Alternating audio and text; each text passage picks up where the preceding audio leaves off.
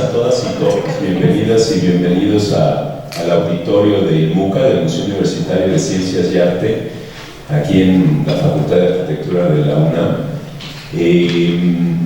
Gracias a quienes están presentes en esta víspera de festivo, víspera de Día de Muertos. Allá afuera hay mucha gente disfrazada que ha preferido hacer la fiesta previa al Día de Muertos. Es un día malo para organizar cosas, pero bueno, precisamente por eso estamos en la víspera del megapuente. Pero era una oportunidad única tener aquí a Patrizia, que es la secretaria del Premio Carlo Scarpa de la Fundación Benetton, y al cineasta Davide Gambio, que es quien ha hecho los 5 últimos documentales de los Premios Internazionale Carlo Scarpa per il Giardino. Lo dije en italiano, muy bien. Los traduzco. Premio Carlo Scarpa, Premio Internacional Carlo Scarpa para el paisaje. Llevan hasta ahora 30 premios entregados a lo largo de los últimos 30 años. Desde hace un par de años el premio es bianual, ya no es anual. Y en enero de este año vino el comité científico encargado de designar de decidir cuál de los paisajes visitados en los diferentes países que visitan es quien se premiará. Lo recibimos al comité científico aquí en la Facultad de Arquitectura. Les hicimos la visita por la ciudad universitaria, el espacio escultórico, parte de los terrenos de la REXA, de la Reserva Ecológica del Pedregal de San Ángel. Luego visitaron otros paisajes de la ciudad, visitaron Oaxaca, Morelos, y bueno, ahí están todavía deliberando cuál será el premio, pero ellos están ahora aquí filmando un documental que tendrá que ver con eso, que se decidirá en abril del año que entra. O sea, no hay todavía una decisión al respecto, pero están Patrizia y Davide organizando, filmando aquí diferentes paisajes de la ciudad, y entre ellos obviamente Ciudad Universitaria y nuestro espacio escultórico, la REX, etc. Nos pareció una oportunidad única. Con Pedro Camarena estuvimos en mayo de este año en un encuentro en Treviso, donde Treviso es al norte de Venecia, donde está la sede de la Fundación Benetton, y ahí se hizo una especie de congreso en donde se presentaron los diferentes paisajes que están siendo discutidos para saber cuál será el Premio Carlo Scarpa 2023-2024. Con Pedro, que es arquitecto paisajista, profesor de nuestra licenciatura en Arquitectura del Paisaje, nos pareció una oportunidad única tenerlos aquí y organizar esta proyección de los documentales, de 2 de esos 5 documentales que ha filmado Davide, con la idea de que luego les queden ganas de ver los otros 3, ¿no? Y por eso le voy a pasar la palabra a Pedro Camarena para que profundice un poco más en esta propuesta. Bienvenidas y bienvenidos, gracias por estar aquí.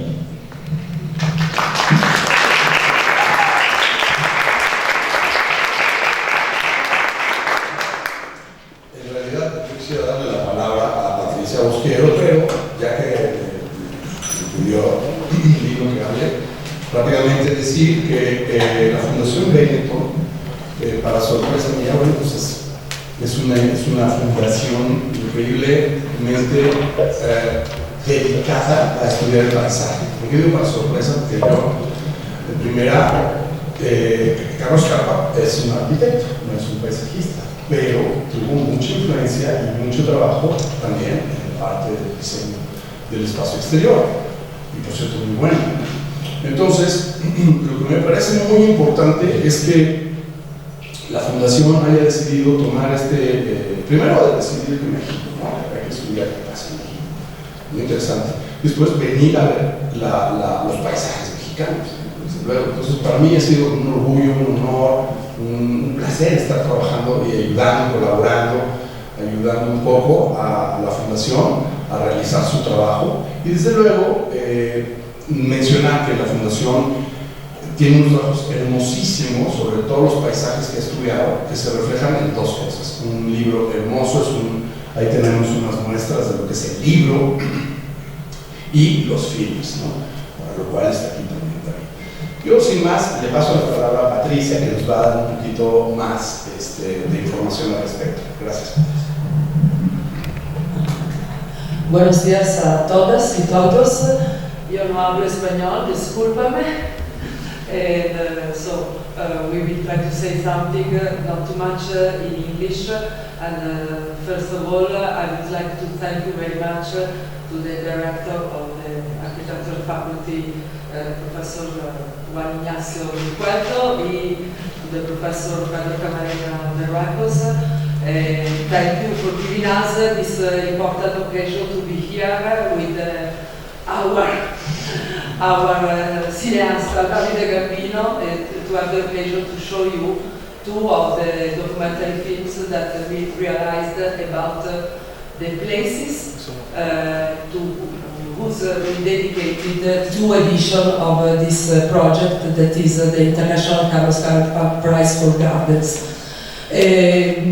Professor Del Cueto and Professor Camarena already told something about our foundation. I would like only to say little things.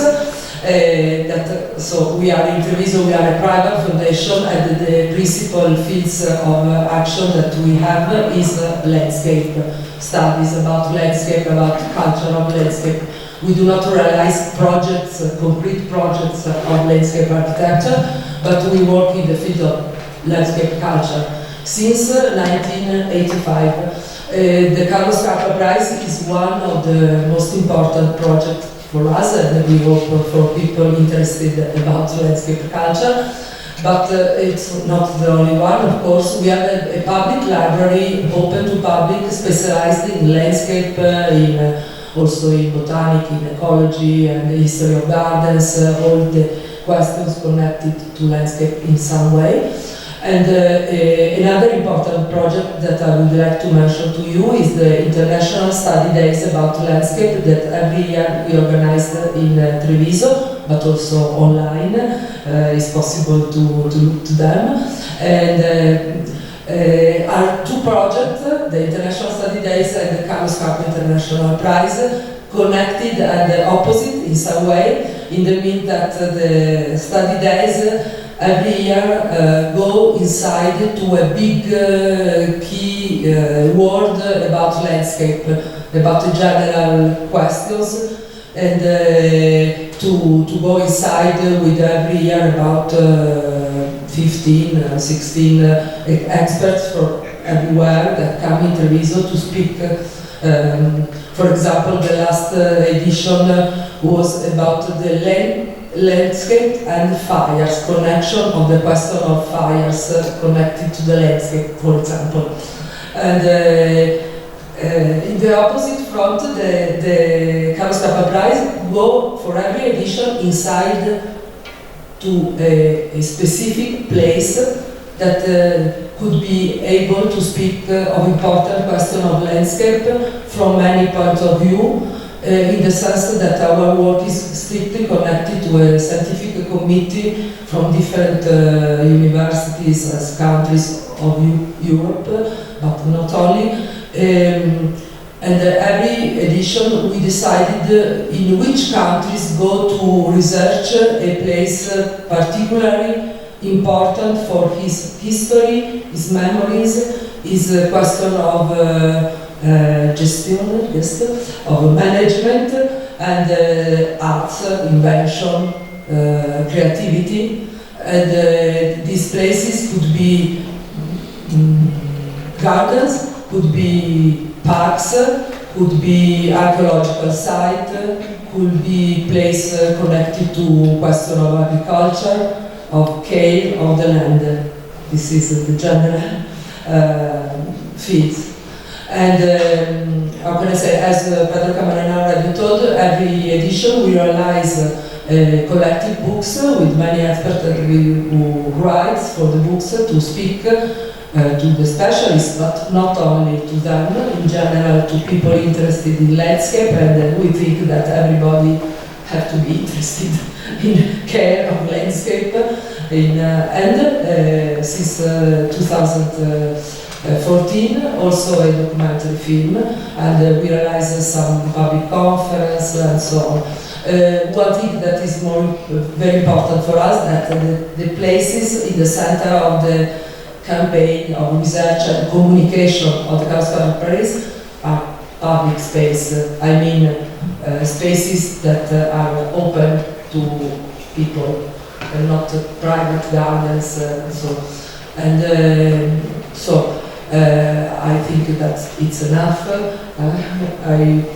We would like that you go inside the places of the edition dedicated to kaiju fields in the northwest of Ireland, in the Mayo county.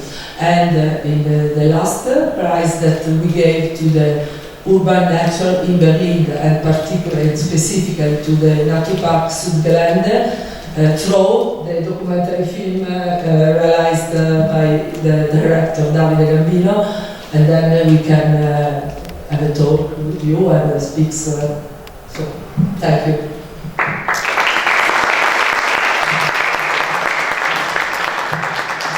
Bueno, antes de pasar la palabra a Davide Gambino, comentar que la idea es esa, ver el documental sobre este lugar en Irlanda que recibió el premio Carlo Scarpa, me parece que en 2018. Y después, entre uno y otro documental, hacer una pequeña sesión de comentarios, ver el segundo documental sobre un bosque en Berlín, que es el último premio Carlo Scarpa que se ha entregado, y después tener otra retroalimentación, comentarios, preguntas. Le voy a dejar la palabra entonces a Davide, que nos presente lo que vamos a ver. Muchas gracias. Buenos días a todas y todos. Yo intentaría de hablar español. Bueno, que quisiera agradecer antes de todo a la Fondazione Benetton, porque es un trabajo muy importante, muy valioso, que hace años conduce una investigación sobre el paisaje, más se abre también a otras formas de comunicación artísticas, de investigación científica, como el cine documental. A mí me interesa muchísimo esta interacción entre el paisaje, el documental histórico-artístico decimos, y el cine, el cuento, las historias, la dramaturgia y la comunicación que pueda hablar con el mundo de la investigación y de la academia.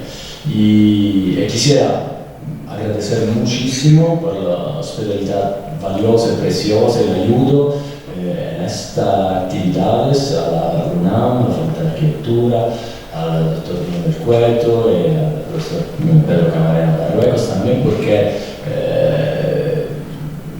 estamos aquí hace 4 días y enfrentar el paisaje mexicano y Ciudad de México ha sido muy fuerte, muy intenso, y estoy seguro que va siguiendo así, y me parece que es un paisaje, como todos los trabajos que vamos a ver y que la Fundación hace, que puede hablar no simplemente localmente del territorio que tenemos que cuidar, que es muy precioso, sino también que puede hablar a nivel internacional. Este es el nombre del premio, esta es la importancia que algunos territorios locales puedan tener a nivel global, y esto me parece muy importante que se reconozca y que se cuenta. Entonces no voy a quitar más tiempo y estoy a disposición aquí con un conversatorio con ustedes con mucho gusto. Muchas gracias por la visión.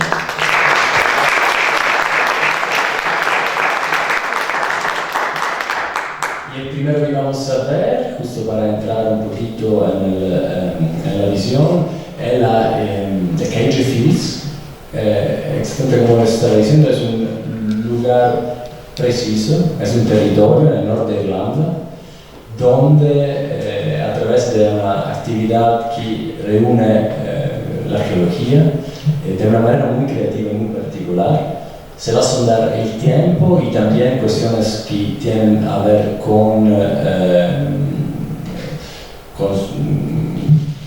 la relevancia hoy del cambiamiento climático, del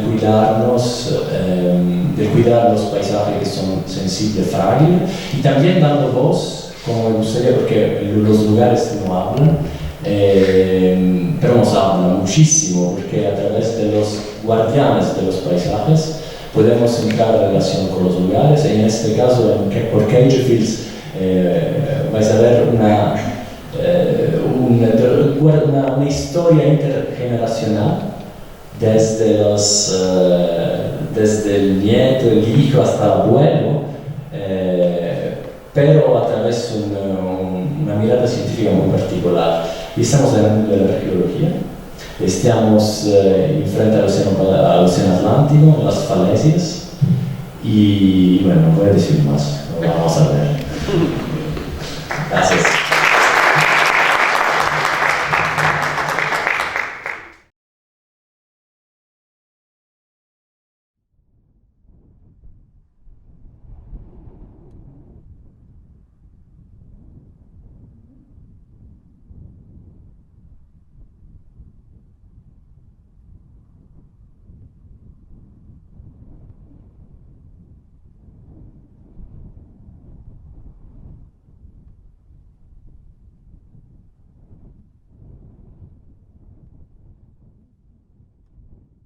Now, have you muscles, have you? Have you muscles like your dad, have you?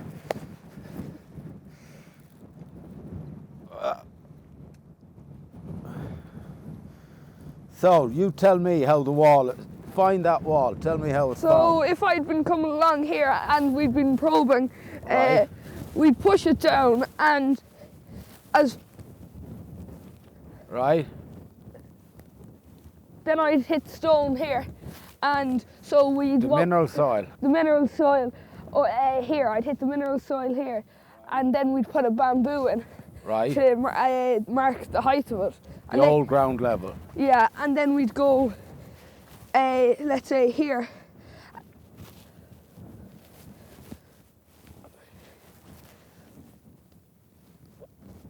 And that's mineral soil there, so we'd mark the bamboo. There might be only a few centimetres in difference there. Right?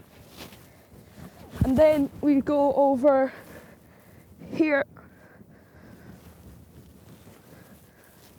and You're still on mineral soil, are you? mineral soil there. And then you'd hit the mineral soil, so you'd mark your bamboo. And then as you go over here, you put it down, and that's more stone there. So you're hitting, all right, so you're getting the profile. Yeah, you're getting it. And then what we do is we'd go along, let's say, to here, and you'd find stones, and then you'd work out where they're going, and you just go in a straight line until you found Like following that. following that. Cool. I went down past it again. I'll find one. There, excellent.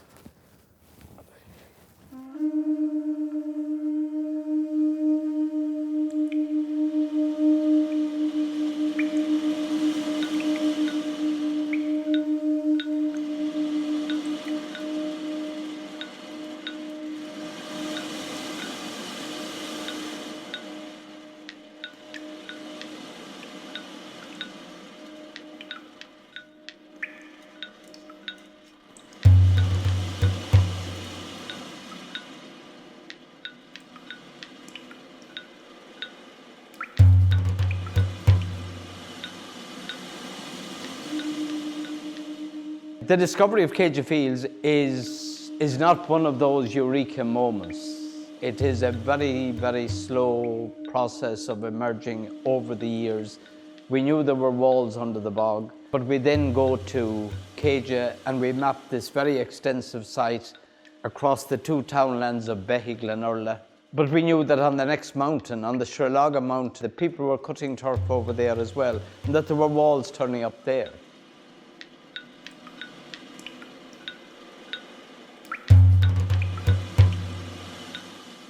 And it was only then in the 1980s, from 83 to 94, as we probed into the deep bog, and the walls just kept going.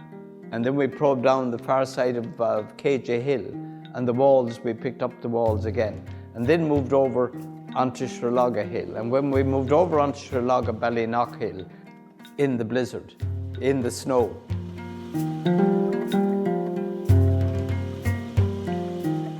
it was only when we moved over there and found that the alignment of those walls continued from there up onto Céide Hill that we recognized the scale of it.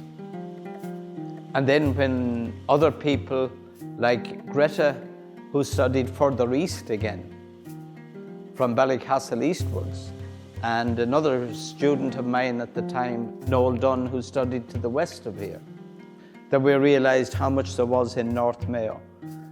But the realization of the integrated Céide fields, of the two parallel, one system running that way, one running that way, one running this way, and the way the Ballynock ones meet the parallels at an angle on the top of Céide Hill, that only came in the late 1990s.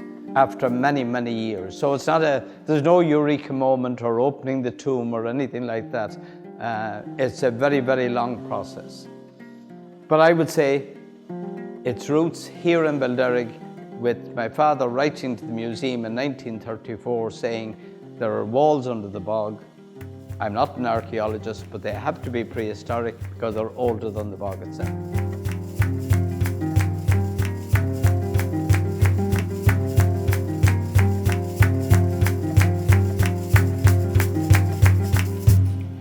Well, I first came in 1981. You can work out how many years ago that is. I was a student in UCD, University College Dublin. Seamus Scofield was one of the lecturers there, and he was excavating at the time at his site in Belderrig, where we're going tomorrow, and he was looking for volunteers from the students to come and work. So I came that summer, I think, for about 6 weeks. I really enjoyed it. The next year, I came again. Most students only came maybe once for a couple of weeks, but I came for the full season of work. Came the next year for a couple of months, and then the following year, 1983, he began the probing.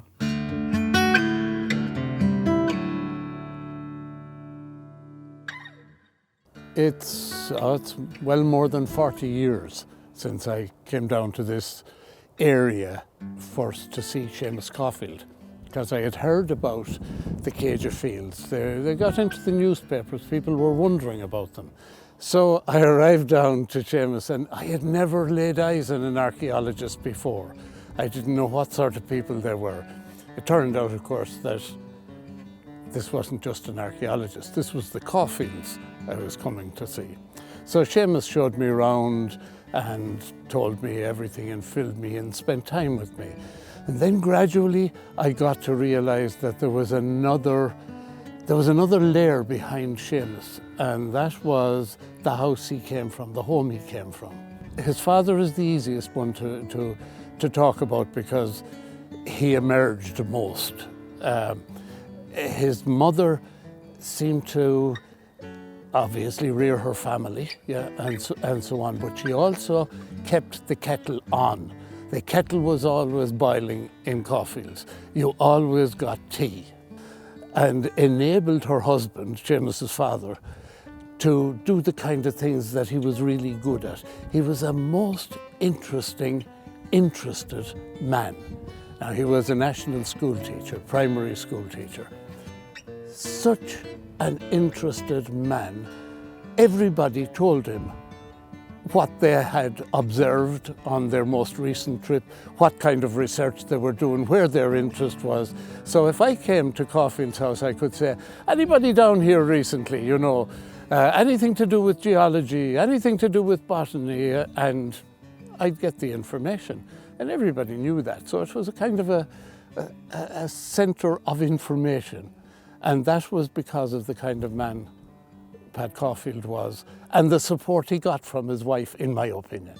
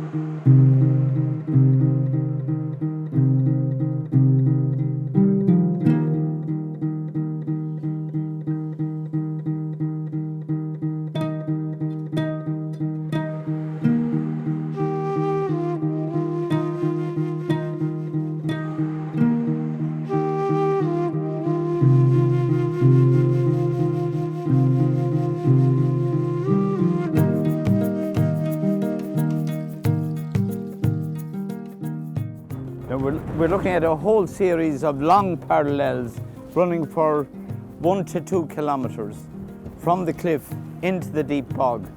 And then those long strips then, the very long strips of ground, divided by these offset cross walls. I see landscape architecture as largely a visual, the creation of a visual world. Whereas the architecture is actual structuring of space.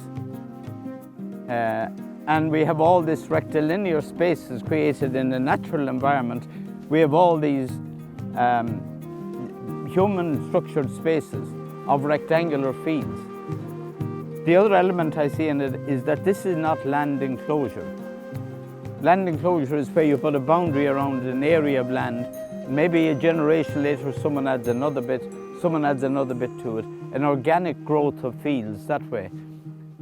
What we see at Céide Fields is the division of terrain, where you take the whole hillside and you divide it up into long parallel strips and then divide those again by these cross walls.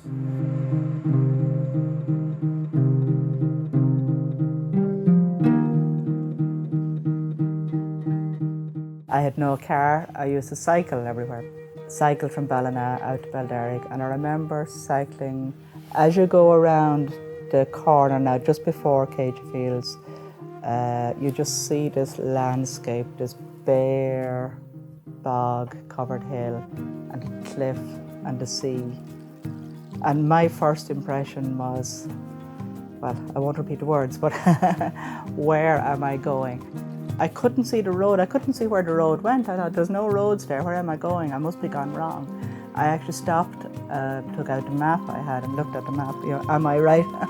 Have I gone wrong somewhere? And I was wondering where was I going. But it was fascinating to find all this, just to be able to go out just every day and just find more and more and more field walls under the bog. Every day out, you know, walking the bogs and probing, finding field walls. But there was way, way more than I expected.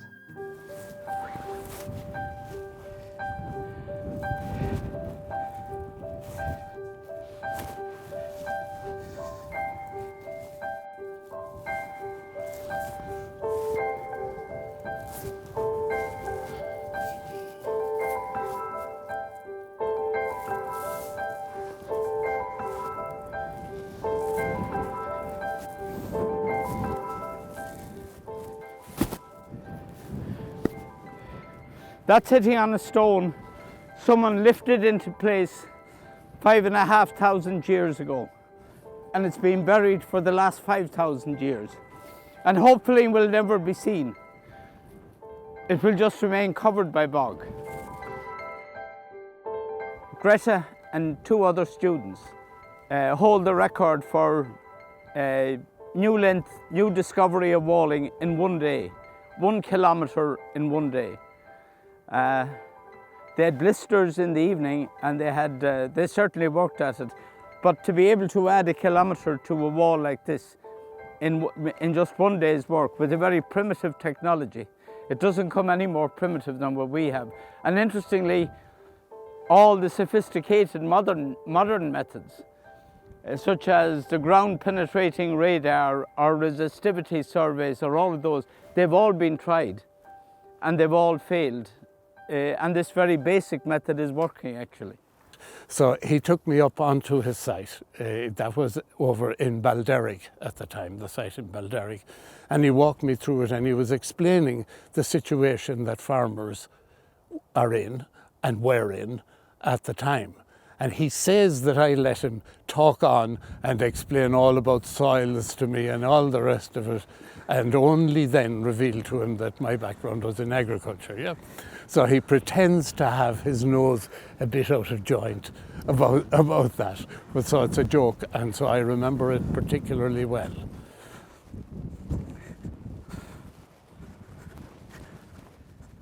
This is where the entire Cage of Fields programme began in 1934, when my father, who was cutting turf down there, that was his bank of turf. The tree you saw at the centre was in that bank of turf, down where those sheep are. And then in 1970, when we came to excavate them, we saw that there was a sizable wall just down there, running down into the deep bog. And throughout the 70s, I would have excavated quite a lot on that site. We'll be seeing that in the coming days. But to remember all the time on this site, 2 metres of bog cut off this. What you're seeing is turning up under the bog itself. And if the bog is very ancient, then whoever put those walls there have to have done it a very, very long time ago.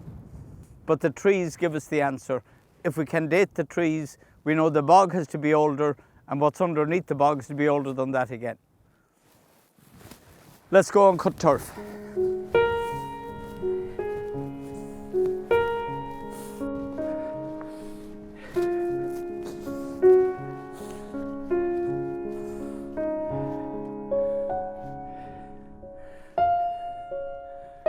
Inviting.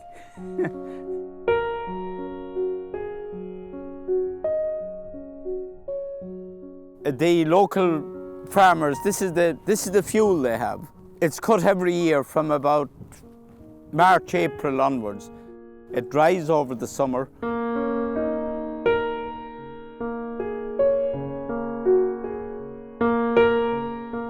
You're looking at the uncut turf.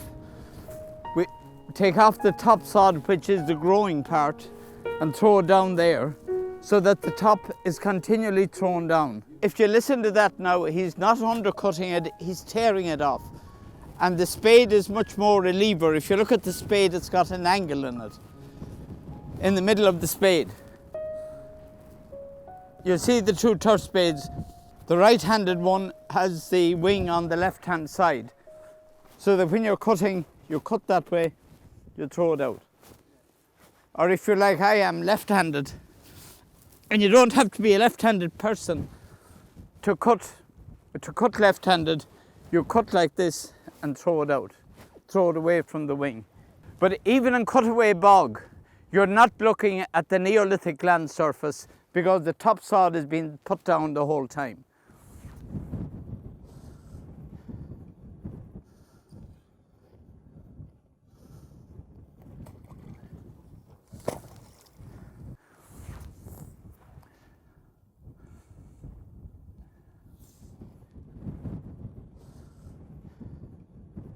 If you take a pint of bog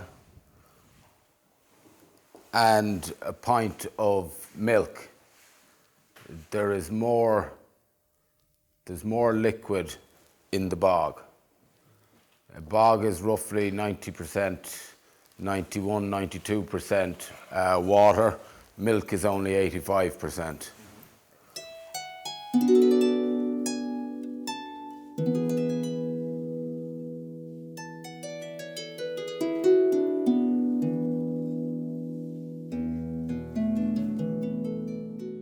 talking with people, talking with visitors, talking with people who have an interest in development of the region, development of Céide Fields as an archaeological surprising wonder, in fact a unique site in Europe at the moment. Could there be anything wrong with the dating? Could there be anything wrong with the dating? But no, we have several dates from trees growing on top of the walls, and they should be the most persuasive dates of the lot. So we're confident, yeah. So, vast amount of water in a small amount of sphagnum. That kind of explains the bog, really. Perhaps the farmers who arrived here first were coming to a landscape in which the forest was failing, that actually climatic change probably was resulting in the trees becoming weak in their growth, thinning out. That might have been attractive to the farmers because they didn't have to tackle forest, fully fledged forest. So perhaps they were coming in with the trees failing and bog just beginning to grow. We have a tradition that if you go to the end of the rainbow, you will find a pot of gold. It's fairy gold.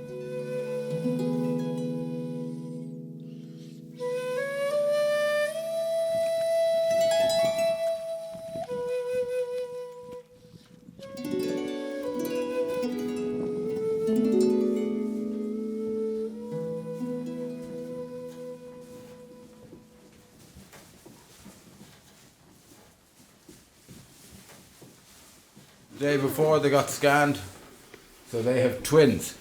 They're carrying 1, 2, 3, 4. I think there's 5 there that have twins, and then the other ones are just 10. So we shall see.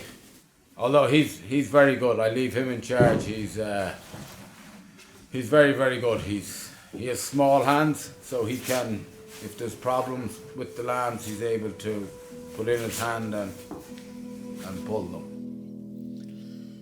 Paddy, come here. Sit down. Sit.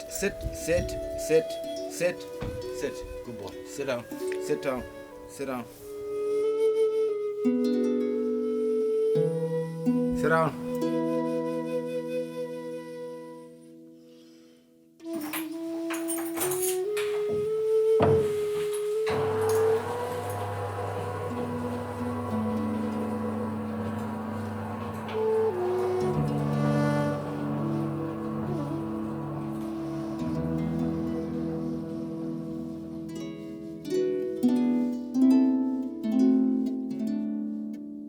Places like Céide Fields have become very important in terms of Ireland's tourism.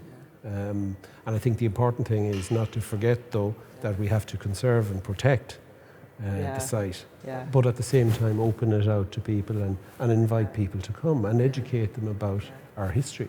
In one sense, there's so much to Céide Fields. It's not like maybe other OPW monuments where there is a distinct building, a castle, an abbey, megalithic tomb, a single structure. Here, it's the entire landscape, and it's not just where the visitor centre is. This is one of a whole number of 44 pine trees from all over North Mayo, all of the area where the field systems are under the bog. 44 of them were radiocarbon dated, all to between 4,500 to 5,000 years ago. This is one of those. Now, they're 4,500 to 5,000 years old. They're preserved in the bog. The only reason this has survived is because it was totally engulfed in the anaerobic conditions of the bog. Yeah. The only other thing that hasn't changed in 5,000 years are the stars.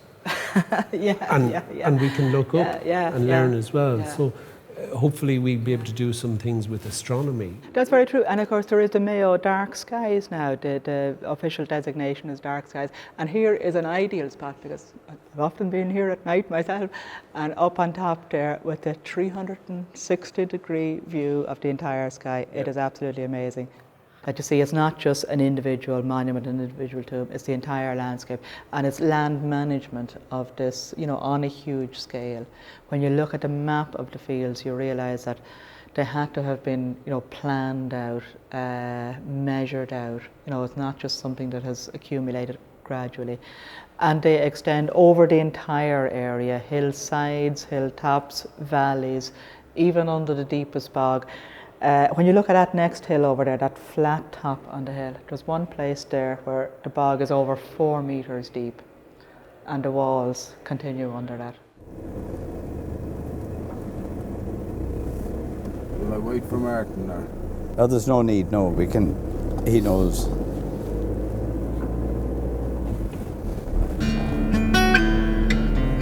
Wow.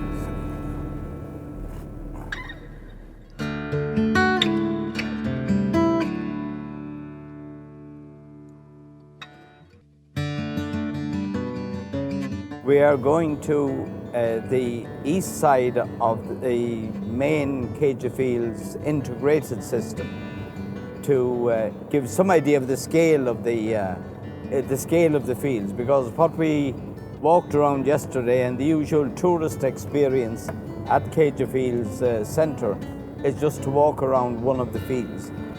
We've always said that it's the most extensive Stone Age monument. If you take it as an integrated monument, the most extensive Stone Age monument in the world, certainly the oldest fields that are known, and you get an idea of the scale by going where we're now.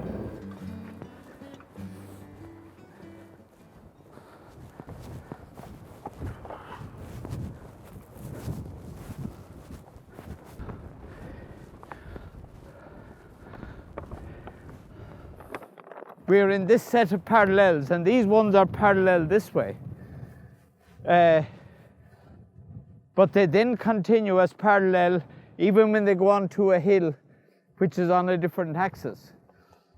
So they stay parallel even up onto the top of that hill.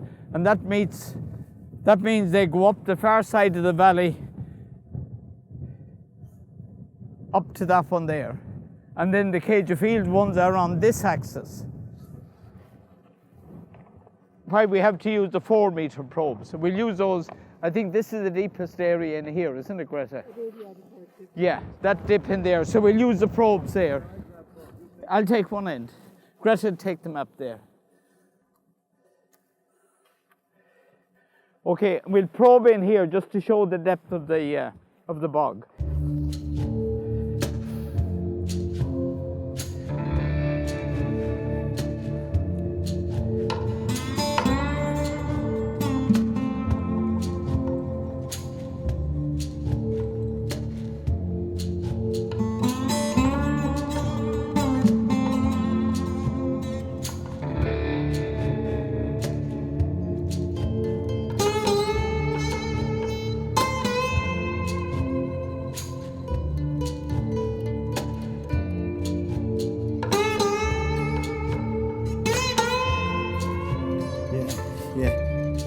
Yeah, no, it's the stone as well, yeah.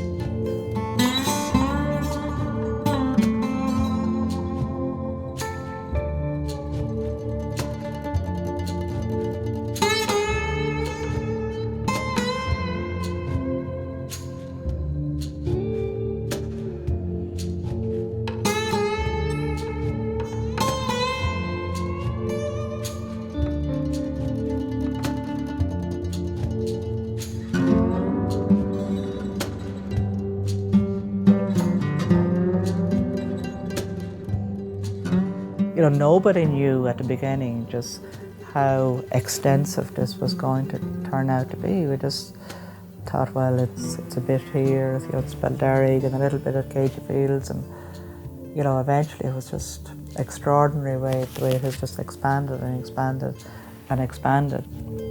It has been, I suppose, an evolution in our thinking as well, in our understanding that, you know, just how extensive and how extraordinary it is.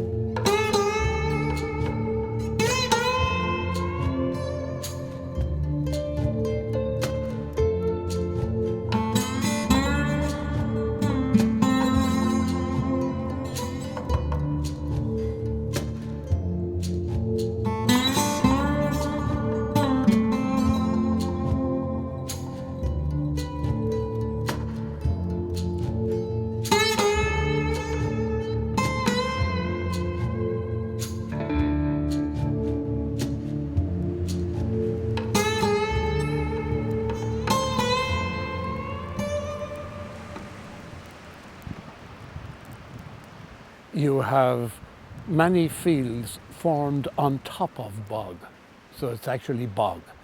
And if you think about that, bog is nutritionally very poor.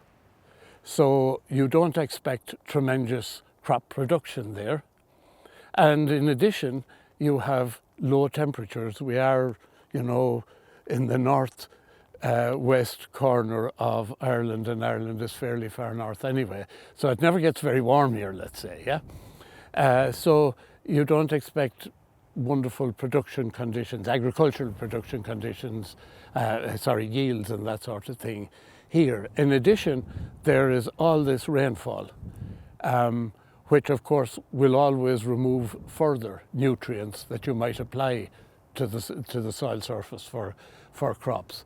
So we're dealing with an agricultural system in which inputs have to be low because you can't afford them. Production isn't going to be very high. The result is that you get mutton, sheep and cattle produced, but they're produced on grass. Slow growing as it might be, they're produced on grass mainly. And the inputs are low, so they're often seen as kind of quality meats because of the conditions under which they're produced.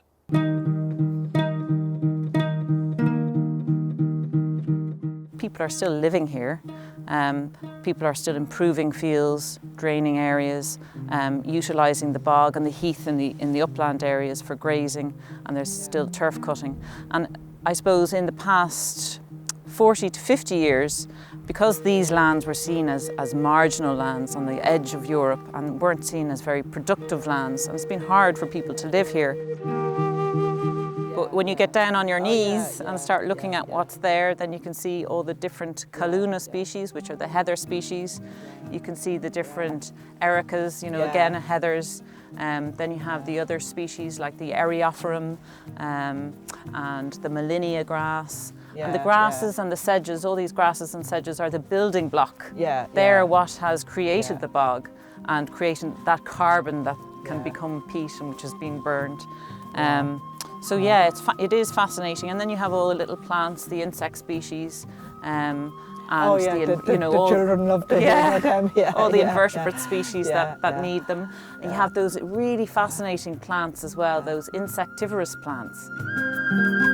It is fascinating, isn't it, how the bog is a reflection of how our climate has changed, and I suppose reminds us that climate is always changing. And it's difficult for us to think about climate change here because it's not like there's no forest fires here. It is cold and wet most of the time anyway. So so we're not in the middle of extreme weather systems here, but it is important for us to consider it, and especially I think at the moment the importance of our peatlands for flood relief and in fact, you can see the actual physical evidence of that here. Like we know here that, 6,000 years ago, we're talking about a cover of forest, mixed forest, pine, birch, various trees. Then the farmers were here when a lot of this was, good farmland, green fields, grassland, cattle grazing in them. We go? Yep.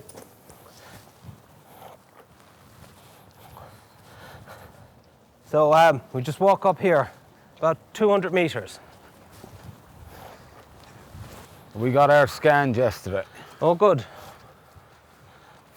4 sets of twins and the rest singles. Neolithic man wasn't going around with buckets of nuts. No. He had grass all year.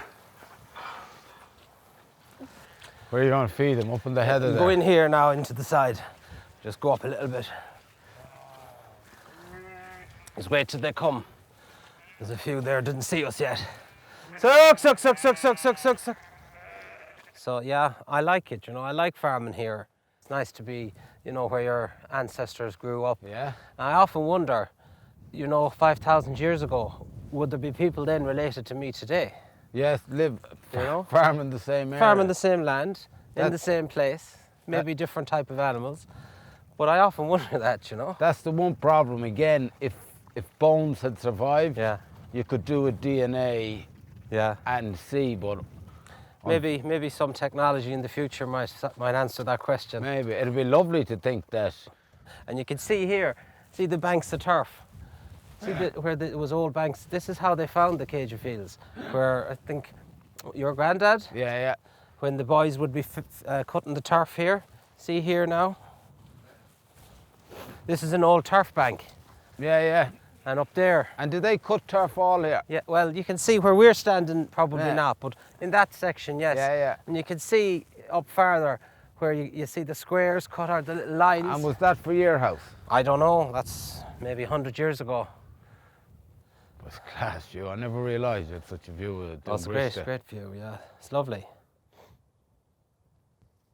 Environmental experts say we should stop cutting turf now because the carbon in the turf is escaping to the atmosphere when the turf is burnt.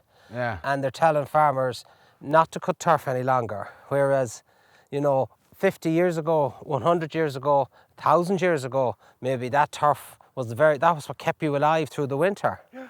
So it's a big change to expect people to walk away from that tradition and maybe move on to what? Solar heating or Solar is, yeah. wind farms perhaps. Who Wind knows? farms, I could see wind farms would be good around here. Certainly plenty wind. There's wind, you've all the time around here. Even in the summer, there's wind. I would see that we could become. You had here in the 6,000 years ago or so, you had the first farmers. You could become the first wind farmers in Ireland if it was done in an environmental and in a practical way. I could see potential for it. But I think you should be still allowed cut turf for your traditional way, possibly for your house. Yeah. Possibly, but again, there are environmental issues that you have to look into, Yeah.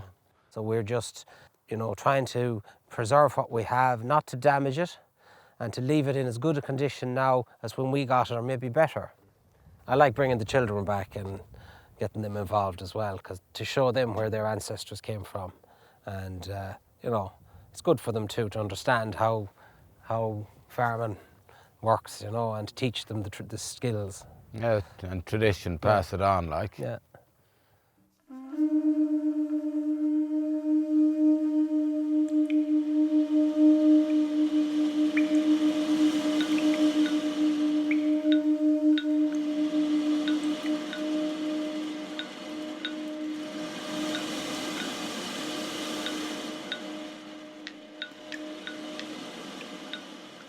They just kept turning up and were thought of as foreign.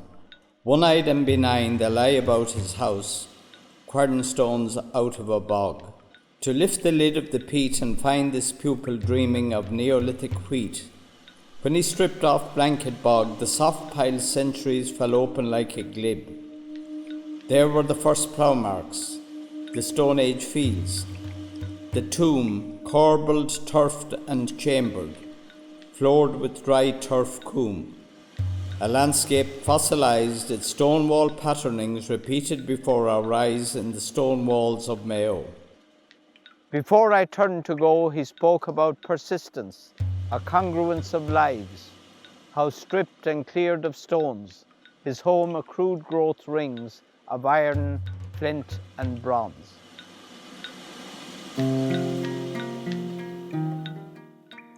So after Seamus Heaney visited the site for the day, a week later we got a short thank you note from Seamus for the visit, but included was this beautiful poem entitled Belderrig. This is taken from Seamus Heaney's poem.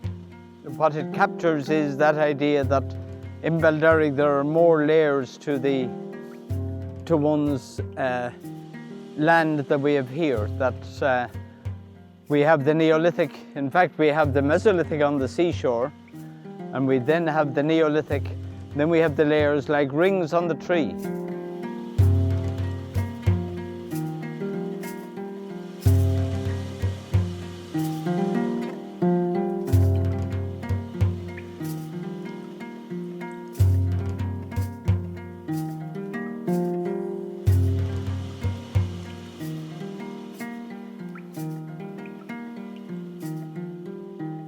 very much so with artists as well. Every artist is is very, very different in what they see. The sea and the sky here are so changeable, particularly up at KG Fields. I mean, every time you look out it's different, and I often look at it and I think, if I saw that now in a painting, I would think it was just the artist's imagination.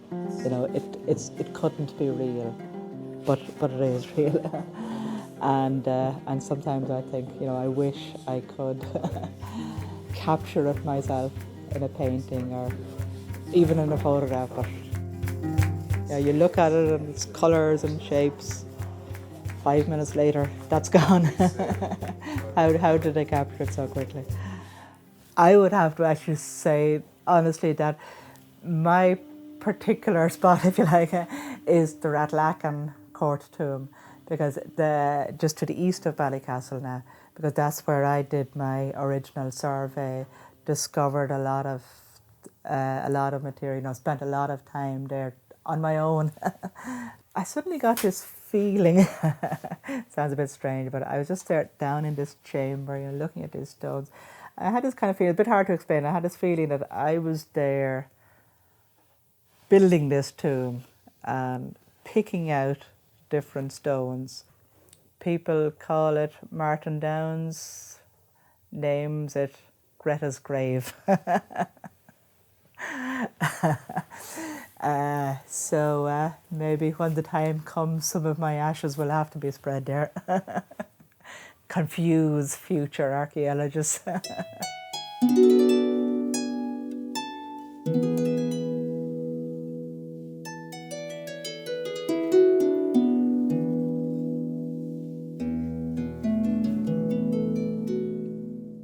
So all around here, and even all over that hill that we drove over on the way coming here, everywhere under the bog, there are more field walls, stone field walls, associated house sites, and a number of these, you know, megalithic monuments, the megalithic court tombs.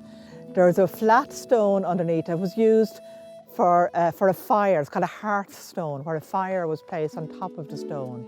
So you can imagine a fire lighting here, whatever ceremonies or whatever took place here. What I love about this site is these stones, you know, you just simply have to admire the construction work of the people who made this, using these massive big stones. You know, these tombs, they were the sacred places. They were used for burial, you know, they cremated bodies, buried them here. So there was a lot of religious activity and ritual and ceremony going on here. But the fact that it's right in the middle of the fields, surrounded by the fields, it's also part of the everyday life.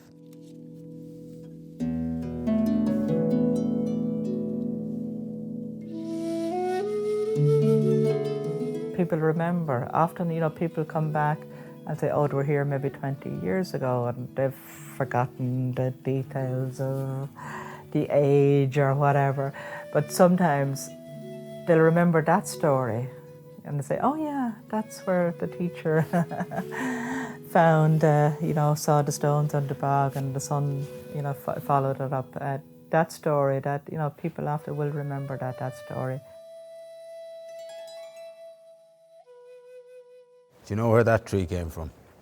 The bog at home, isn't it? Oh, when was I? That was in the bog. You know, opposite Maloney's? Yeah.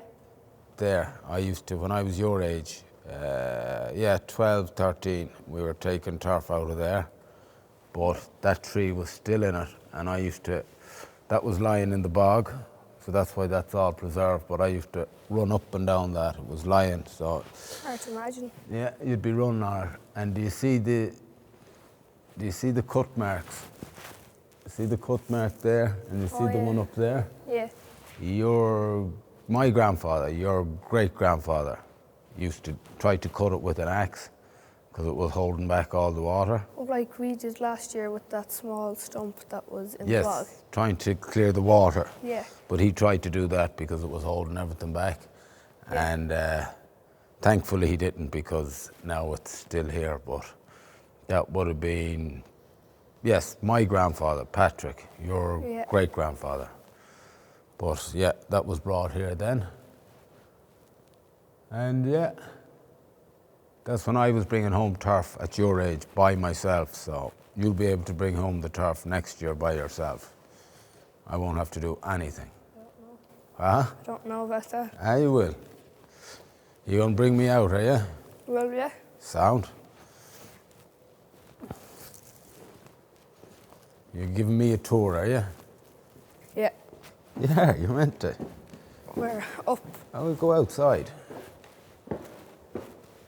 You can tell me all about it.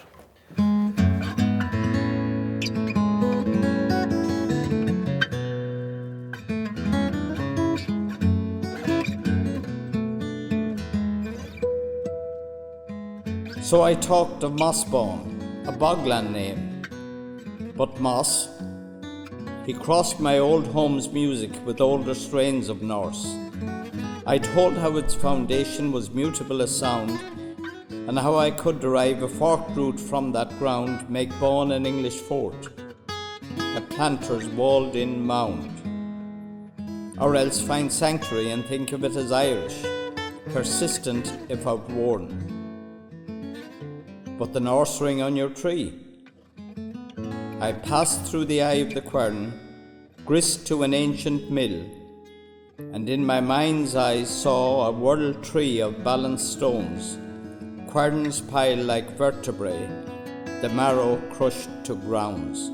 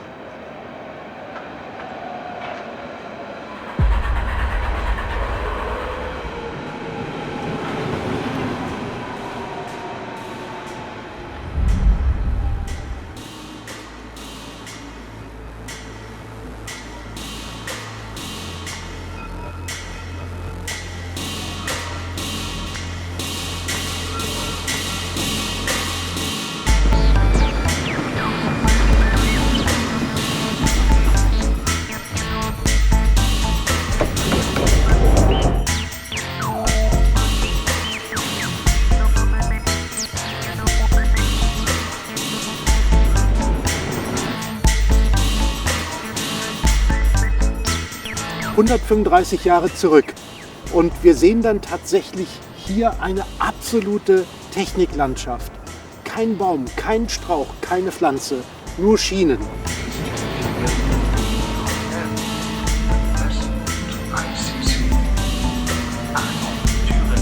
Das ganze Gelände hatte ja 30 Jahre lang relativ unberührt dagelegen, umgeben von Bahntrassen. Es war also überhaupt nicht im Bewusstsein der Menschen.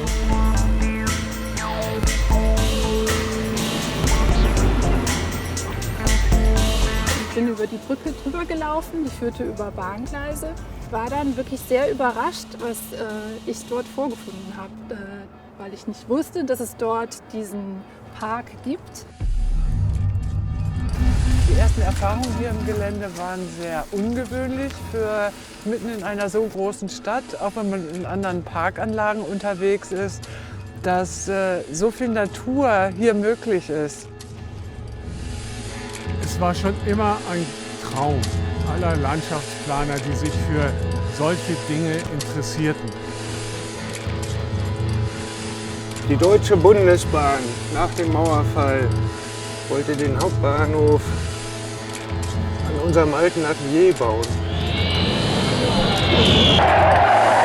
Berlin war voll mit Flächen, die nicht mehr genutzt wurden.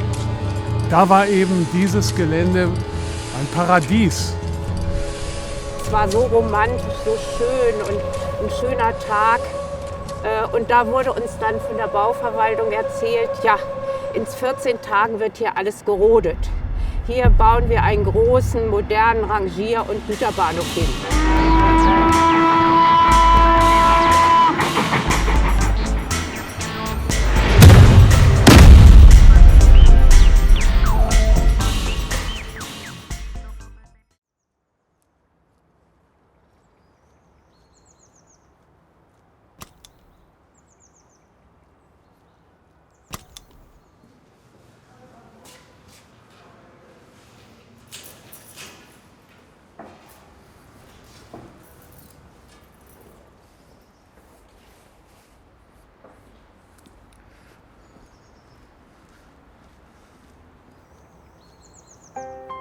Meine Berufsausbildung habe ich sehr genossen, nach dem Abitur eine Gärtnerausbildung zu machen. Also Grundlagen finde ich immer wichtig fürs Leben, wissen, wie die Grundlagen auch funktionieren. Und nach Gärtnerlehre habe ich studiert und war immer der Meinung, ich würde wunderschöne Parkanlagen planen. Nach einigen Zwischenschritten bin ich hier im Südgelände gelandet und bin schon 20 Jahre hier. Und ich bin sehr glücklich, dass ich so eine schöne Anlage betreue und mich darum kümmern und sie weiterentwickeln darf. Es macht so viel Spaß wie am ersten Tag hier zu sein.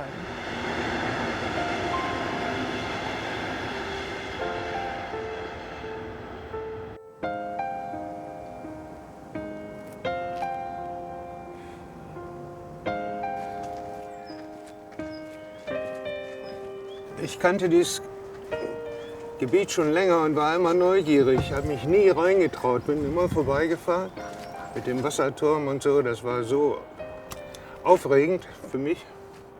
Und dann, als ich das erste Mal rein durfte, offiziell, da war das Wahnsinn. Riesig.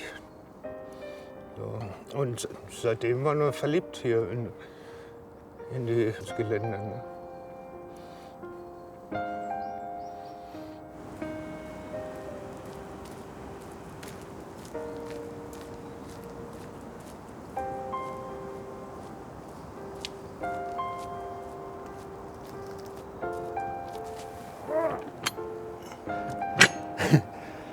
Ach, das war aufregend.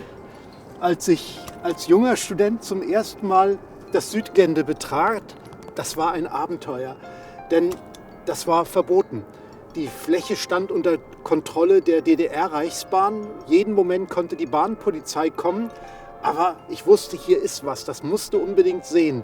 Und ich habe eben diese Techniklandschaft gesehen und wie die Pflanzen langsam die Gleise bewachsen haben. Heute ist es ja ziemlich voll, aber damals war es sehr übersichtlich. Man musste sich also im Schatten der wenigen Bäume bewegen, damit man nicht entdeckt wird.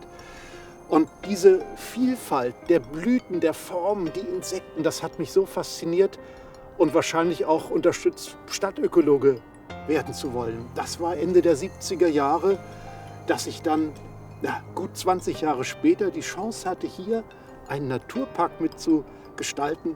Das habe ich natürlich damals überhaupt nicht geahnt.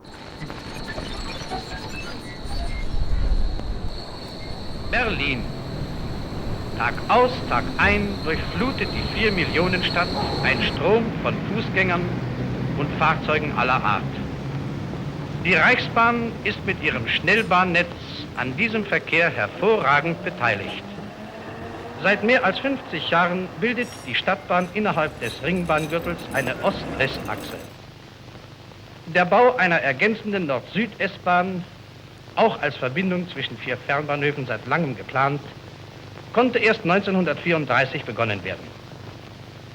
Die neue Strecke schließt die Lücke zwischen den nördlichen und südlichen Schnellbahnstrecken und erleichtert den Verkehr zwischen dem Stadtkern und den Vororten. Was die Kamera in den 5 Jahren des Untergrundbahnbaues festhielt, zeigt uns dieser Film in großen Zügen.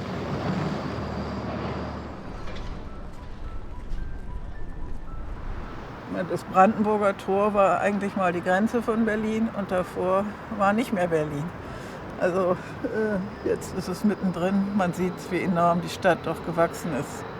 Insbesondere im späten 18. und 19. Jahrhundert und dann natürlich auch im 20. Jahrhundert.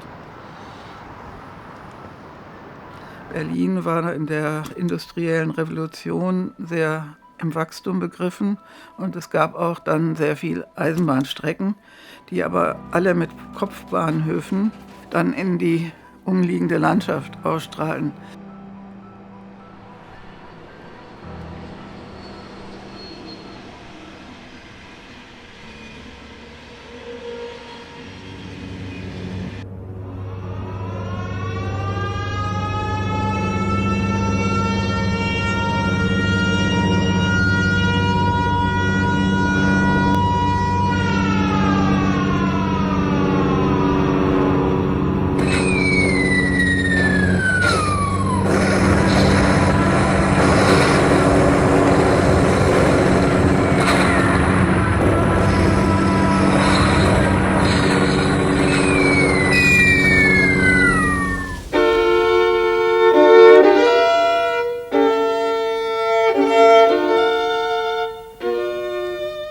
Der Potsdamer Bahnhof 1945. Berlin verlor mit seiner Funktion als Hauptstadt auch die eines Mittelpunktes im deutschen Eisenbahnnetz. 1946 wurde der Potsdamer Bahnhof, von dem einst Berlins erster Zug abfuhr, endgültig stillgelegt. Für die Stadt begann unaufhaltsam das Ende des Eisenbahnzeitalters. Also die Nachkriegsjahre waren sehr stark geprägt vom Wiederaufbau der Parkanlagen und der ganzen Stadt natürlich. Damals war also sehr viel leere Flächen, nachdem die zerstörten Gebäude abgeräumt waren. Und man dachte auch in der Stadtplanung, man könnte quasi ganz von vorn anfangen. Wenn man Pläne aus der Zeit sieht, dann erkennt man Berlin nicht mehr wieder. In den 50er Jahren fuhr die S-Bahn wieder über ein Streckennetz von über 350 Kilometern, kreuz und quer durch die 4 Sektorenstadt. Das Aufräumen der Ruinenlandschaft begann. Abriss hieß die Devise. 1952 erfolgte die Schließung des Anhalter Bahnhofs. Seine Ruine wurde später ebenso gesprengt wie die des am Humboldthafen gelegenen Lehrter Bahnhofs.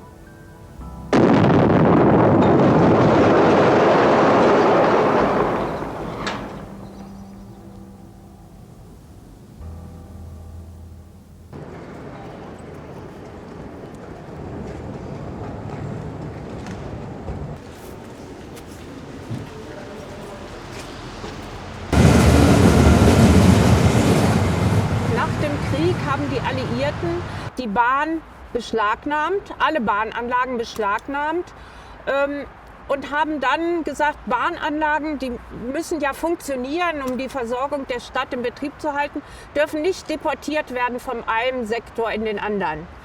Das heißt, dass überall diese Bahnrelikte noch sichtbar sind, ist eine Besonderheit dieser Stadt. In anderen Städten hätte man das längst umgenutzt und das Eisen verwertet und so weiter.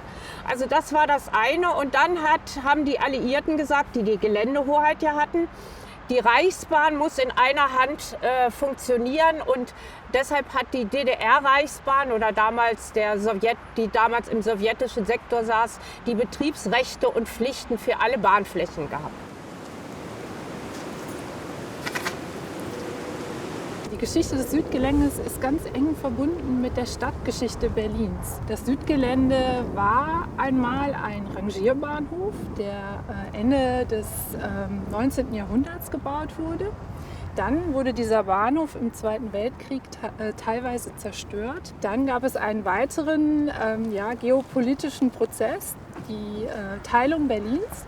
Und somit wurde dieser Bahnhof, wie viele andere Bahnhöfe aus der Metropole sozusagen, abgeschnitten durch die Berliner Mauer und lag für über 50 Jahre brach. Also da ist nichts passiert, was wir sozusagen so lesen würden als Stadtentwicklung im klassischen Sinne. Aber natürlich ist total viel passiert, weil sich dort die Natur entwickelt hat.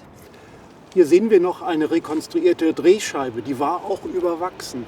Und man sah, wie hier die Bäume aus dem Pflaster wuchsen. Und dass hier die Standorte völlig verändert waren, neuartig, Kiesaufschüttungen, Schotteraufschüttungen, Schienen, das ist die Basis für die Entwicklung einer neuen Stadtnatur. Denn das hat hier mit der ursprünglichen Landschaft nichts mehr zu tun. Darum sind die Wälder hier, ist die Flora ganz anders als bei anderen Flächen in Berlin. Und die Eisenbahnlandschaft hat das Fundament gegeben. Aber die Pflanzen, auch die Tiere, die mussten alle einwandern. Manche sind vielleicht mit dem Zug gekommen, aber die meisten, die werden sich aus dem Umfeld hier eingefunden haben. Mit dem Wind, mit Tieren, mit Vögeln sind Samen in das Südgelände gebracht worden. Und das hat dazu geführt, dass die Vegetation sehr vielfältig ist. Einheimische Arten spielen eine große Rolle, aber auch eingeführte Arten. Neue Pflanzengemeinschaften aus exotischen und einheimischen Arten entstehen. Es ist ein riesiges Experiment der Natur und für uns Ökologen ist das die Chance zu verstehen, wie sich die Natur an völlig neuartige Bedingungen anpasst. Ja, vielleicht werden neue Pflanzen reingebracht. Aber wir werden das sehen, denn die Fläche ist in Dynamik. Es sterben Bäume, sie dürfen hier auch sterben. Das Zusammenbrechen der alten Bäume ist wichtig für viele Tiere, aber es entsteht etwas Neues. Das Südgelände ist immer im Wandel und diesen Wandel zuzulassen, nicht alles zu steuern, das ist eine wichtige Komponente vom Naturparkkonzept. Hallo, guten Morgen. Da haben wir gestern 2 Bäume gesehen und das ist jetzt auch, da müssen wir gucken, die sind vielleicht ein bisschen zu groß, dass wir sie selber wegnehmen können, aber morgen! Alle Entwicklungen, die hier jetzt so passieren, da sind wir als Team oder ich auch als Parkmanagerin in Teilen beteiligt, mehr oder weniger, je nach Fach. Und wenn die Naturschutzbehörden Änderungen haben, eigentlich sind wir immer mit im Thema. Wir sind immer Teil des Ganzen und ich glaube, das ist auch gut für viele Gelände und auch für dieses Gelände, wenn man viele Meinungen und viele Sichtweisen verbindet, weil man dann vielleicht auch besser in die Zukunft gehen kann, indem man viele Aspekte mit berücksichtigt und nicht einseitig und nur eine Sicht verwirklicht. Weil so vielschichtig wie die Natur ist, sind auch die Menschen, die es nutzen und auch die Empfindlichkeiten eines Parks, auch wenn er schon lange besteht. Als ich das erste Mal hier aufs Südgelände kam, das war im Oktober 1980. Ich war gerade fertig mit dem Studium der Landschaftsplanung, habe am Institut für Ökologie mich mit der spontanen Entwicklung auf Müll- und Schuttdeponien beschäftigt. Und da wurden wir eingeladen zu einem Spaziergang über das Südgelände von unserem Professor. Es hatte einen Auftrag der Bauverwaltung gegeben, hier mal die Vegetation anzugucken. Das ganze Gelände hatte ja 30 Jahre lang relativ unberührt dagelegen, umgeben von Bahntrassen. Es war also überhaupt nicht im Bewusstsein der Menschen. Und als wir dann auf dieses Bahngelände kamen, waren wir alle hin und weg. Es war so romantisch, so schön und ein schöner Tag. Und da wurde uns dann von der Bauverwaltung erzählt, ja, in 14 Tagen wird hier alles gerodet. Hier bauen wir einen großen, modernen Rangier- und Güterbahnhof hin.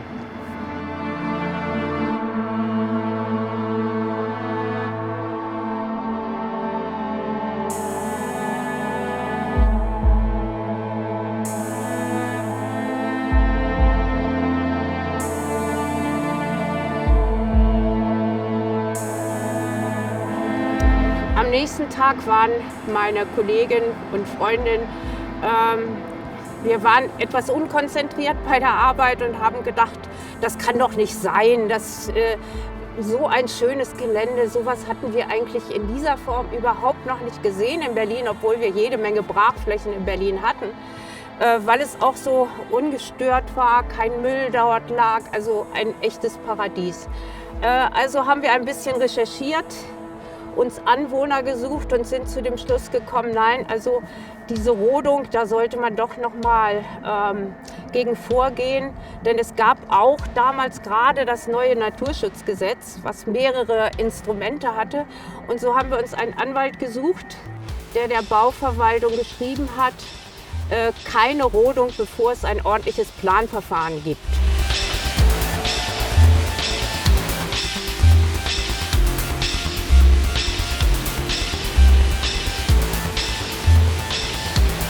In den 70er Jahren hatte Westberlin neue Infrastrukturpläne.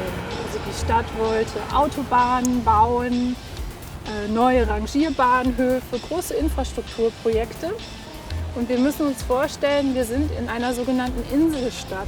Und viele Aktivistinnen zu dieser Zeit und auch Menschen, die in der Umweltbewegung aktiv waren, haben natürlich die Frage gestellt, brauchen wir solche Infrastrukturprojekte? Brauchen wir nicht eher Fahrradwege oder Grünflächen in der Stadt? Ein weiterer wichtiger Moment war in den 70er Jahren. Da hat West-Berlin angefangen, mit der DDR zu verhandeln und wollte die Fläche zurückkaufen, um dort wieder einen Rangierbahnhof zu bauen. Also zurück sozusagen zum Anfang.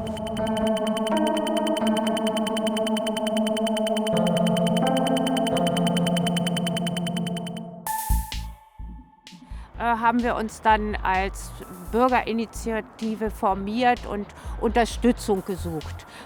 Da haben wir auch die Leute motiviert und auch Anregungen vorformuliert.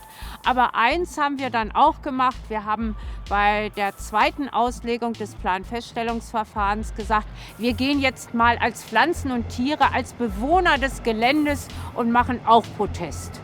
Und da sind wir dann zur Bauverwaltung marschiert und in den Bezirk und haben uns es gab einen Raben, ich war eine ruderale Hochstaudenflur mit so einem Hut, der ganz viele Pflanzen drauf hatte, und wir haben dann unsere Belange mal als Pflanzen und Tiere vorgebracht.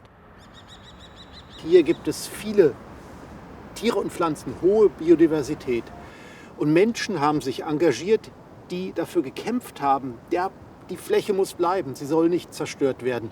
Es kam zur Gründung der Bürgerinitiative Sudgelande 1980, ganz wichtig.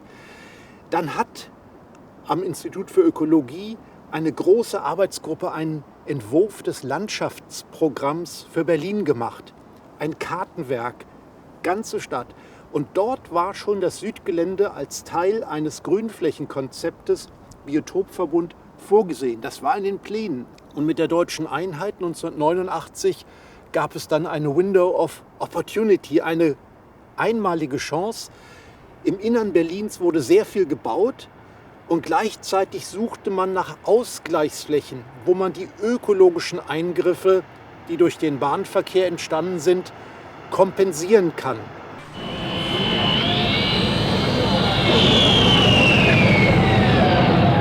(1989) Bilder, die Geschichte symbolisieren. In der Nacht vom 11. zum 12. November fällt am Potsdamer Platz die Mauer.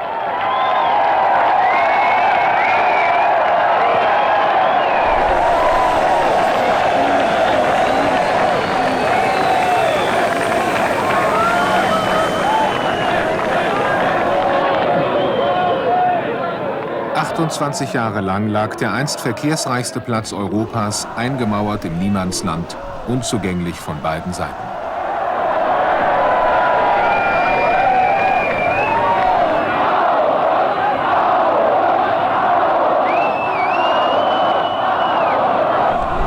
Sonntagmorgen 8 Uhr. Ein neuer Grenzübergang in der Stadtmitte. Straßenbahnschienen im Kopfsteinpflaster erinnern an die Zeiten ungestörten Verkehrsflusses. Ostberliner nur mit dem Personalausweis in der Hand auf dem Wege nach West-Berlin. Endlich können sie den anderen Teil ihrer Stadt kennenlernen. Da vorne ist er.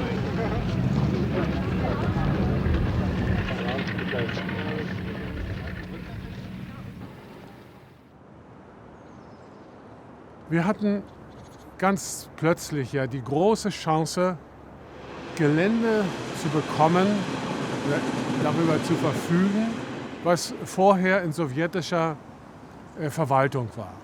Und schon immer haben wir Landschaftsplaner geträumt, dieses Gelände hier in einen Park zu verwandeln, was aber nicht möglich war. Die Chance durch Eingriff in Natur und Landschaft wurde dann plötzlich hier durch die Arbeiten im Zentrum der Stadt, dass die Bahn selbst Interesse hatte, eine Lösung zu finden.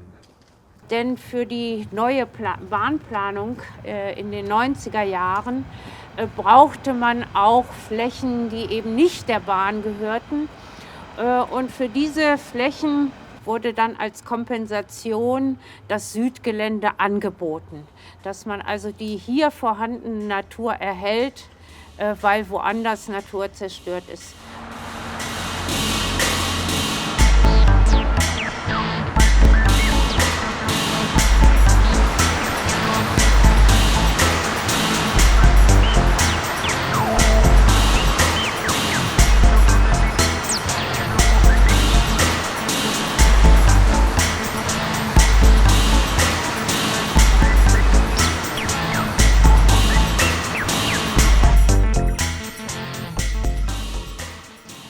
Da ergaben sich dann ganz zufällige Chancen, dass aus der Haltung der Verwaltungen heraus, die uns sagten, Natur, hier ist keine Natur, denn das ist eine Verkehrsfläche.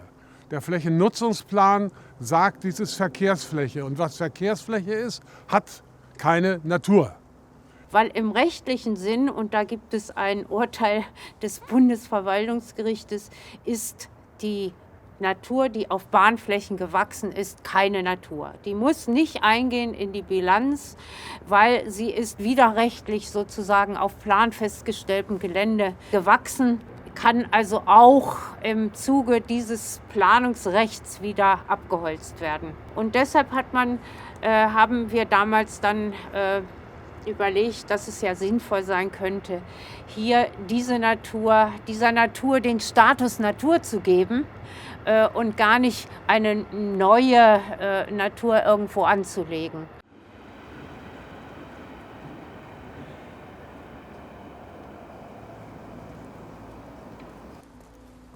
Die Rolle der Grün Berlin bezogen auf das Südgelände ist eng mit der Senatsverwaltung für Stadtentwicklung und Umweltschutz zusammen.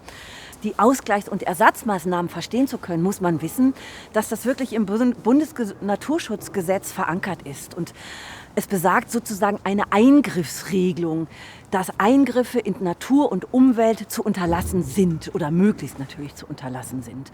Das ist aber innerstädtisch insbesondere gar nicht immer möglich, sonst würden sich Städte ja nicht weiterentwickeln können. Das heißt, die Planer müssen sehr wohl prüfen und auch die Ausführenden, wo ist es zu verringern, wie kann man besser damit umgehen. Und wenn das eben nicht möglich ist, dann müssen sogenannte Ausgleichs- und Ersatzmaßnahmen dafür geleistet werden. Die werden normalerweise mit Geld ausgeglichen oder kompensiert durch Anpflanzung von Grün. Und da wir alle Interesse daran hatten, dieses Gelände zu bekommen, wurde vorgeschlagen, können wir nicht auf alle Gelddinge verzichten, können wir nicht das Gelände kriegen.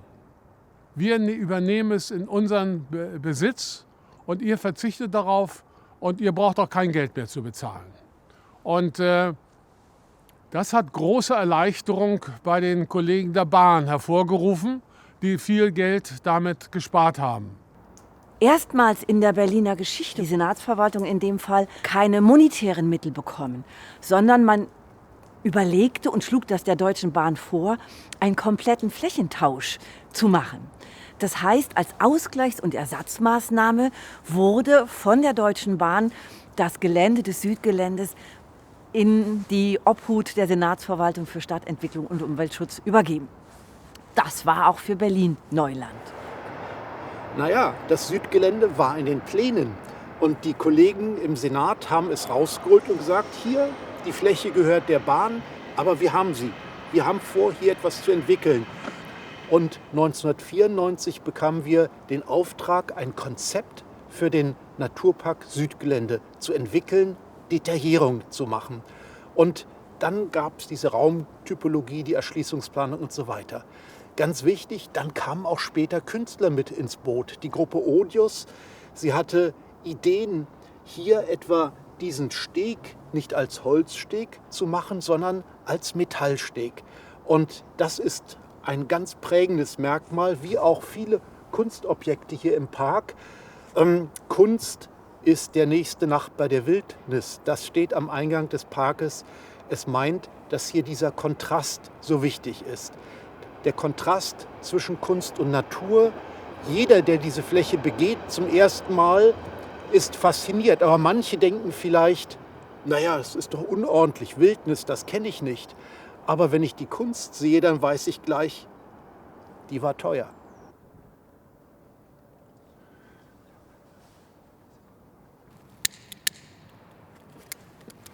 Now I'm looking like Helmut Schmidt.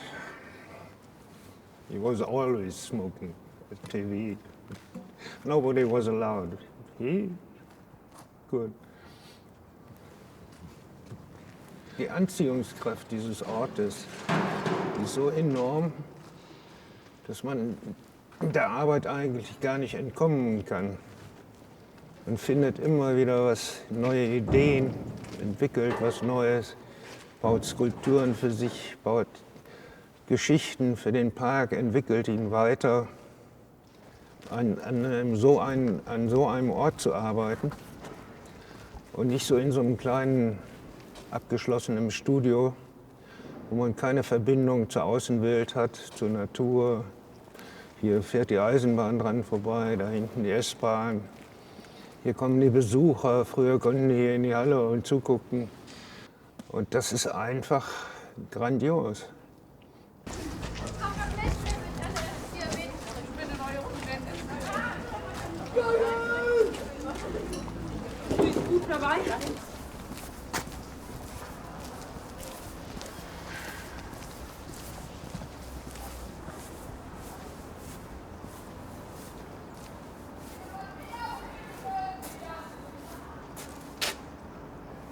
Morgen!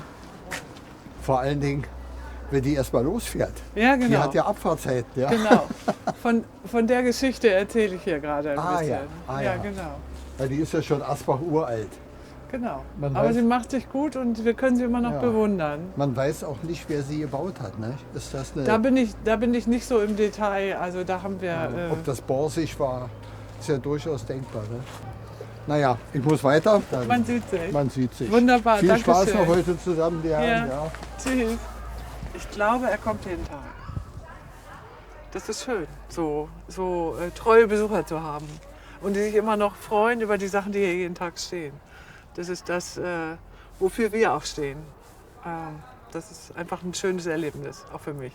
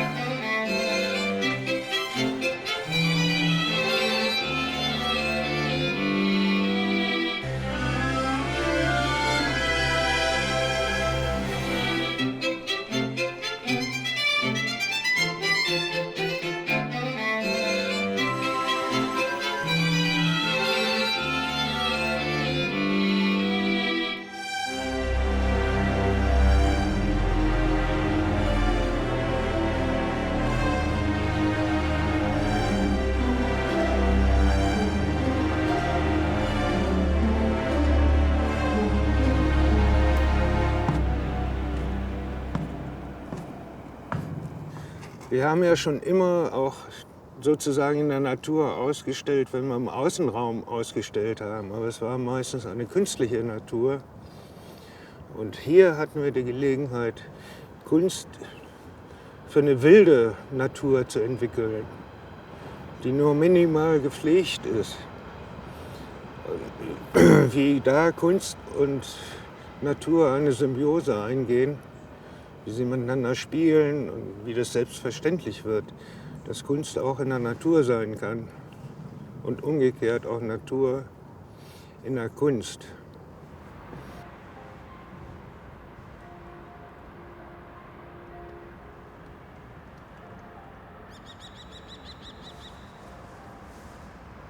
Was allerdings blieb, waren ökologische Voruntersuchungen, die nochmals diesen Artenreichtum dieses Geländes und diesen Wert dieses Geländes ermittelten. Die wurden weiterverfolgt.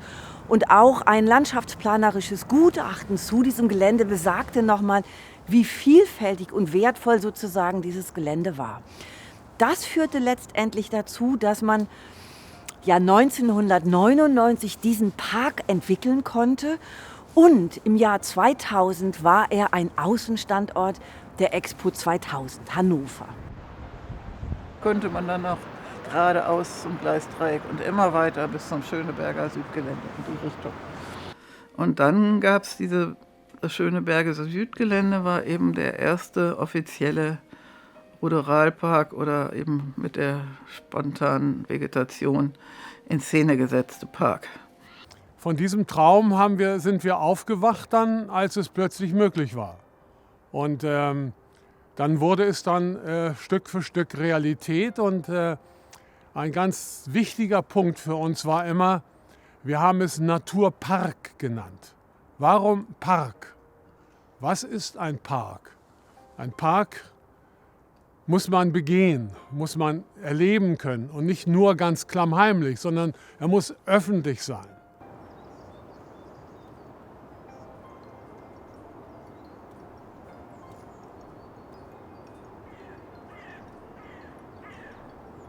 Wenn wir diese wunderbare Naturentwicklung auf dem Südgelände sehen, könnte man zu der Frage kommen, kann es die Natur nicht besser ohne uns? Brauchen wir hier überhaupt Einflussnahme des Menschen? Meine Antwort ist ja und nein. Wir sehen am Südgelände, die Natur hat eine Kraft, selbst völlig künstliche Landschaften wieder zu besiedeln. Die Natur ändert sich, sie ist hochdynamisch. Sie wird auch da sein, wenn der Klimawandel stärker wird. Sie wird da sein, selbst wenn die Menschen nicht mehr gestorben sind. Die Natur braucht nicht uns, die Menschen brauchen die Natur. Und hier beim Südgelände sieht man tatsächlich, dass dieses Spannungsverhältnis zwischen Mensch und Natur wirklich eine Herausforderung ist. Und unsere Antwort beim Parkkonzept war, hier einzugreifen in die Naturprozesse, ohne dass man es stark merkt. Deswegen, wenn man die Fläche so sieht, denkt man, es ist ja alles von selbst gewachsen. Nein, die Grundsubstanz, das ist die wilde Stadtnatur. Aber wenn wir nun nicht eingreifen und steuern und lenken würden, wäre alles Wald. Diese Offenheit, das Mosaik, das den Park so spannend macht, ist Ergebnis vorsichtiger Einflussnahme des Menschen. Wir machen das für die Menschen. Der Park wird attraktiver. Wir machen es aber auch für die Erhaltung der Natur. Es ist wirklich ein gemeinsamer Lebensraum von Menschen, von Tieren und Pflanzen. Und wenn man das im Kopf hat, dann kann man aus solchen Brachflächen wunderbare Flächen machen für die Zukunft der Stadt. Das ist etwas, das wird auch in die weite Zukunft tragen. Wir müssen uns trauen, mit der wilden Natur zu arbeiten, aber wir müssen auch mit ihr arbeiten.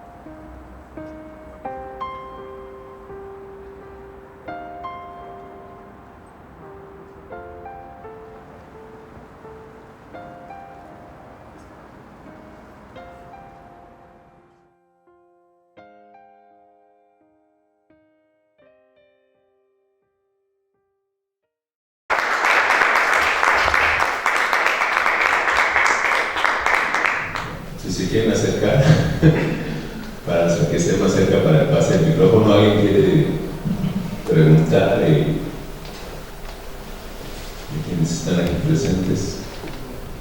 Sí, primero felicidades por las dos películas, muy buenas, me gustaron. En el caso de Berlín es muy obvio, el tema principal es la infraestructura. Yo quiero preguntar cuál es el impacto de la infraestructura en Irlanda, porque también, digamos, hay una atracción turística, arqueológica, geoestética, etc. Y sabemos en muchos proyectos, por ejemplo, de geoparques, etc., que la admiración de la naturaleza, de la historia, digamos, de la tierra, etc., también genera una destrucción por la implantación de infraestructuras. Yo vi en algunas partes de la película en Irlanda, digamos, la autopista, el estacionamiento, está como, digamos, lo presentaste de manera no tan obvia, pero ahí está. Entonces me interesa un poco conocer tu opinión sobre este aspecto. Muchas gracias, ante todo. Lo que es verdad, lo que dice, porque en el caso de Irlanda el conflicto, creo, es la ausencia de la tecnología, y me parecía que no estaba como lo más interesante en el caso de Irlanda. En Berlín está muy claro el conflicto, como dicen en Gogovari, que la contradicción, la relación entre el hombre y la natura, esto es un tema universal que inmediatamente se pone como muy interesante para reflejar sobre cómo manejar este conflicto. En el caso de Irlanda, me parecía que la cosa más interesante es el hecho que la arqueología, la tecnología, que la tecnología no existiera. O sea, esto Seymour Schofield lo dice de una manera muy interesante. Por él, el hecho que la arqueología descubriera el sitio arqueológico es algo de contradictorio. O sea, el hecho de sondar con estas... La tecnología es como... Esto me parecía una gestualidad muy interesante que volviera siempre en el film.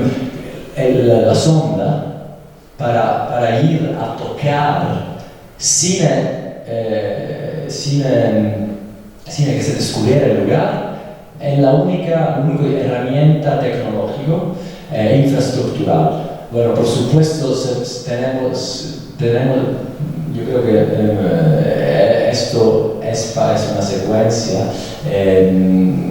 Tenemos que pensar que se sepa el impacto del turismo, por ejemplo, que esté a un exhibition center ahí, esta pirámide con bueno, las infraestructuras es una manera de contar la historia del lugar. Pero lo que me parecía muy interesante es la particularidad de este sitio, en el último modo más grande del mundo, que no se viera, o sea, que esté escondido, exactamente porque descubrirlo sería algo que tenía un impacto ambiental mucho más grande. Y en esto me parecía que la contradicción está muy fuerte y de soñar casi. Que estos muros que están ahí nos dejan los límites del campo, pero es algo que no sabemos, y que ellos mismos no saben. Y esto, o sea, es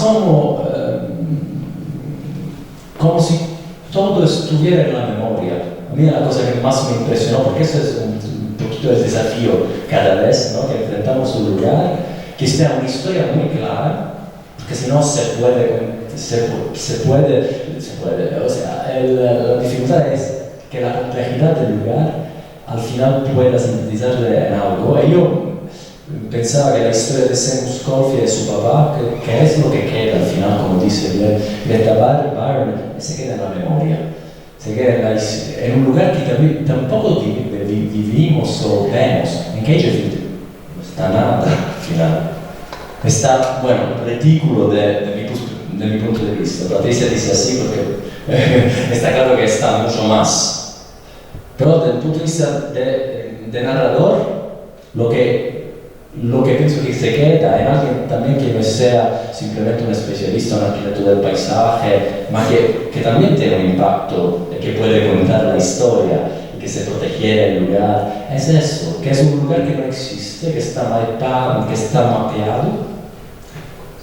Pero el impacto infraestructural es algo que me parece que está como invisible ahí. Bueno, está justo el mínimo para llegar y para empujar el turismo. Esta es una secuencia en la cual el manager del OPV, que es Public Work de Mayo, que es la contea, dice muy bien, porque es reconocer el lugar, encendir una luz sobre el lugar, con todas sus contradicciones, que es esto, que es también la misión del premio. Y a mí me gustan las contradicciones. Y esto, el hecho de que no se vean, o sea, que se pueda discutir, me parece muy interesante. No sé si he contestado a la pregunta.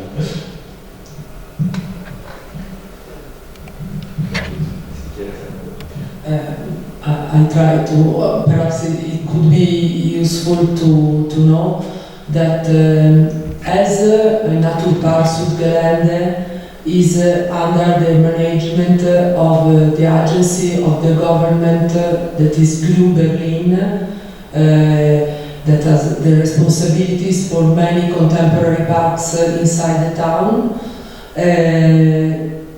for cage fields.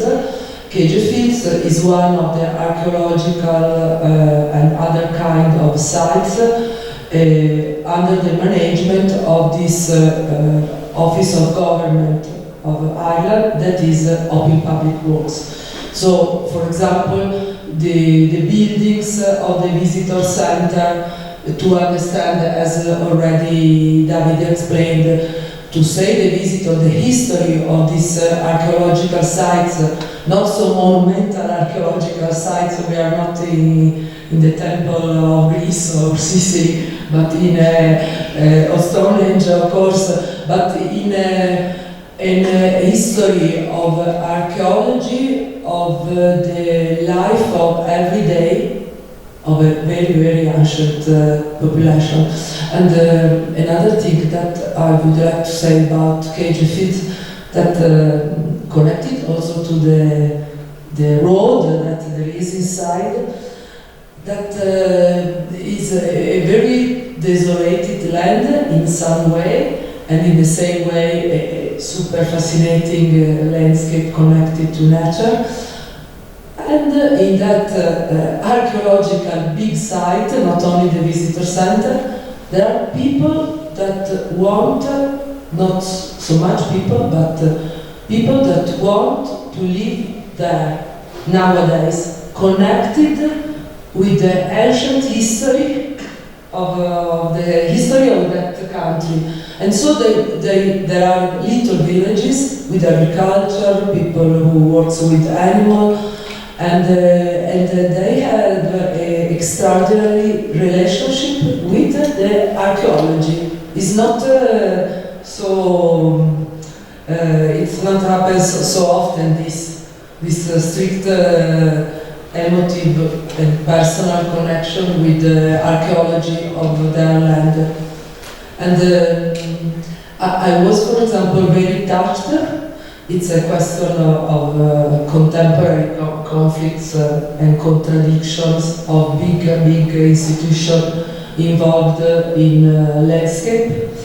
That Seamus Caulfield, the protagonist, one of the people of the film, when came to Interviso to speak about cage fields and so on, he explained as strange things, perhaps, that the government of OPP, Open Public Office, was very interested in to put, sorry for my English, cage fields in the list of landscape protected from UNESCO. But in that case, people who live there were not convinced that this would be a good thing for them, because they want to live there and do agriculture there and take their strict connection with their history. So it's a question. I think it's interesting to think about this. Gracias. Pues bueno, un poco, hola, primero que nada, pensando un poco en estas dos cintas, también poniendo en contraste de Second Life, pues me atrevería a decir, ¿no?, que siempre está este descubrimiento histórico, arquitectónico. Sí. Este descubrimiento arquitectónico, histórico de los espacios, ¿no? Que pues bueno, yo me atrevería a decir burdamente, ¿no?, tal vez que es una necropsia que celebra la vida de los espacios, ¿no? Pues no sé si nos puedes contar un poquito más al respecto de esto, de cómo se da, ¿no?, ese desarrollo, porque además viene desde las personas, o sea, está el espacio, claro que es muy importante, pero es el sentimiento de las personas el que te transmite esta sensación. Entonces, pues bueno. No entendí si hablaste de Second Life. Sí. Bueno, es una peli que no hemos visto, que es un otro trabajo que hice sobre, bueno, he seguido por algunos años 3 secadores. Está liado de una manera en trabajo con la Fondazione sobre el paisaje. Bueno, la historia de 3 secadores, taxidermistas, no sé. Taxidermista, dissegador. Taxidermista del Museo de Berlín, de Roma y de Bruselas, que preparan sus animales por la competición europea de taxidermia. Sí, es una necropsia que hacen, pero al mismo tiempo son activistas por el ambiente y trabajan en grandes instituciones como los museos de historia natural de Berlín, de Roma y de Bruselas, y quieren llevar a la vida, a través de la muerte, llevar a la vida. Me parece muy interesante de hablar en estos días aquí. Se conectan, ¿no? O sea, hay conexión también con eso. Absolutamente. Y bueno, y cambia también la visión sobre este trabajo, que es liado a la muerte, pero es un cambio de paradigma, de perspectiva, porque conectándose con la materia orgánica, estos taxidermistas están en contacto con la vida, con los animales. Estamos más destacados nosotros, pensaba cuando yo seguía a ellos, que vivimos en contacto con smartphones, computadoras, pantallas, y eso que ellos mismos. Y eso me parecía muy interesante que subiera que saliera este conflicto. Y para retornar al paisaje, bueno, es la relación entre la arquitectura, las ciudades en las cuales nosotros estamos, por The Second Life, pero también por Cagefields. El conflicto en Cagefields es un trabajo a contacto con la natura, pero también con la invisibilidad casi del sitio arqueológico.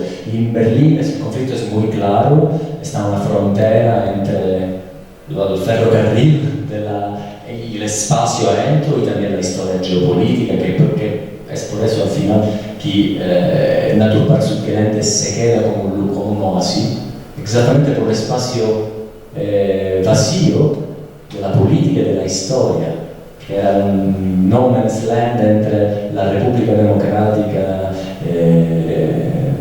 Alemana y la República Federal. Entonces, y en el caso del Second Life también, yo creo que la arquitectura, el hecho que podemos ver más la natura en los museos muertos y menos en la ciudad viviente, nos tendría que poner a pensar que lugares como la Delegado de San Ángel, Cagefields, los valles, la Cuenca de México y cualquier lugar que nos permiten de enfrentar a nuestras contradicciones como seres humanos son muy importantes, y hay creo que tenemos que mirar en estos lugares de frontera, en estos lugares de contradicción. Y el trabajo con la Fundación es muy interesante exactamente por eso para mí, porque el trabajo que el Comité Científico hace es de verdadera búsqueda, con todas sus contradicciones, con todas sus dudas, con toda su libertad también de investigación y creativa, y es como un laboratorio, para mí también como pensamiento por trabajos como el secular, que no tienen nada que ver, son trabajos sobre, bueno, y que tienen un desarrollo productivo más largo, con televisiones, plataformas, pero al final de esto hablamos, los temas son los mismos. Bueno, mi nombre es Sebastián, soy estudiante de arquitectura de paisaje y bueno, primero que todo agradecer a la facultad y agradecer a Davide Gambio y a la señorita Patrizia que vinieron a presentarnos estos hermosos documentales. Y bueno, quiero cambiar un poco la tónica. Yo como estudiante quisiera preguntar ¿cómo es su proceso creativo y de qué forma se puede relacionar con las disciplinas de diseño para así generar nuevas ciudades que tengan un contacto mayor con la naturaleza y también en la que las relaciones de las personas sean, pues no solo a través de los medios digitales? Gracias. Muchas gracias, Sebastián, por esta pregunta. Me parece muy interesante, es muy estimulante. El proceso creativo, bueno, es algo muy largo que con la experiencia un poquito cada vez puedes encontrar las mismas herramientas y ponerlo como un criterio, como un método, pero cada vez es un viaje único. Y la única cosa que son dos puntos muy importantes para mí. Uno es el presupuesto, que se ha reconocido el cine documental y el cine en general en la comunicación como una de las cosas más importantes. La comunicación tiene, por supuesto, que trabajar a estrecho contacto con la investigación científica y que tenga un válido basamento científico, pero es muy importante que las dos formas, que son muy diferentes, y no quiero decir comunicación glamorous de marketing o algo así, ma la comunicación exacto, que reconozca la ciencia, entre comillas, o la academia, o bueno, todo el trabajo del mundo científico, que el mundo de la comunicación reconozca eso y viceversa.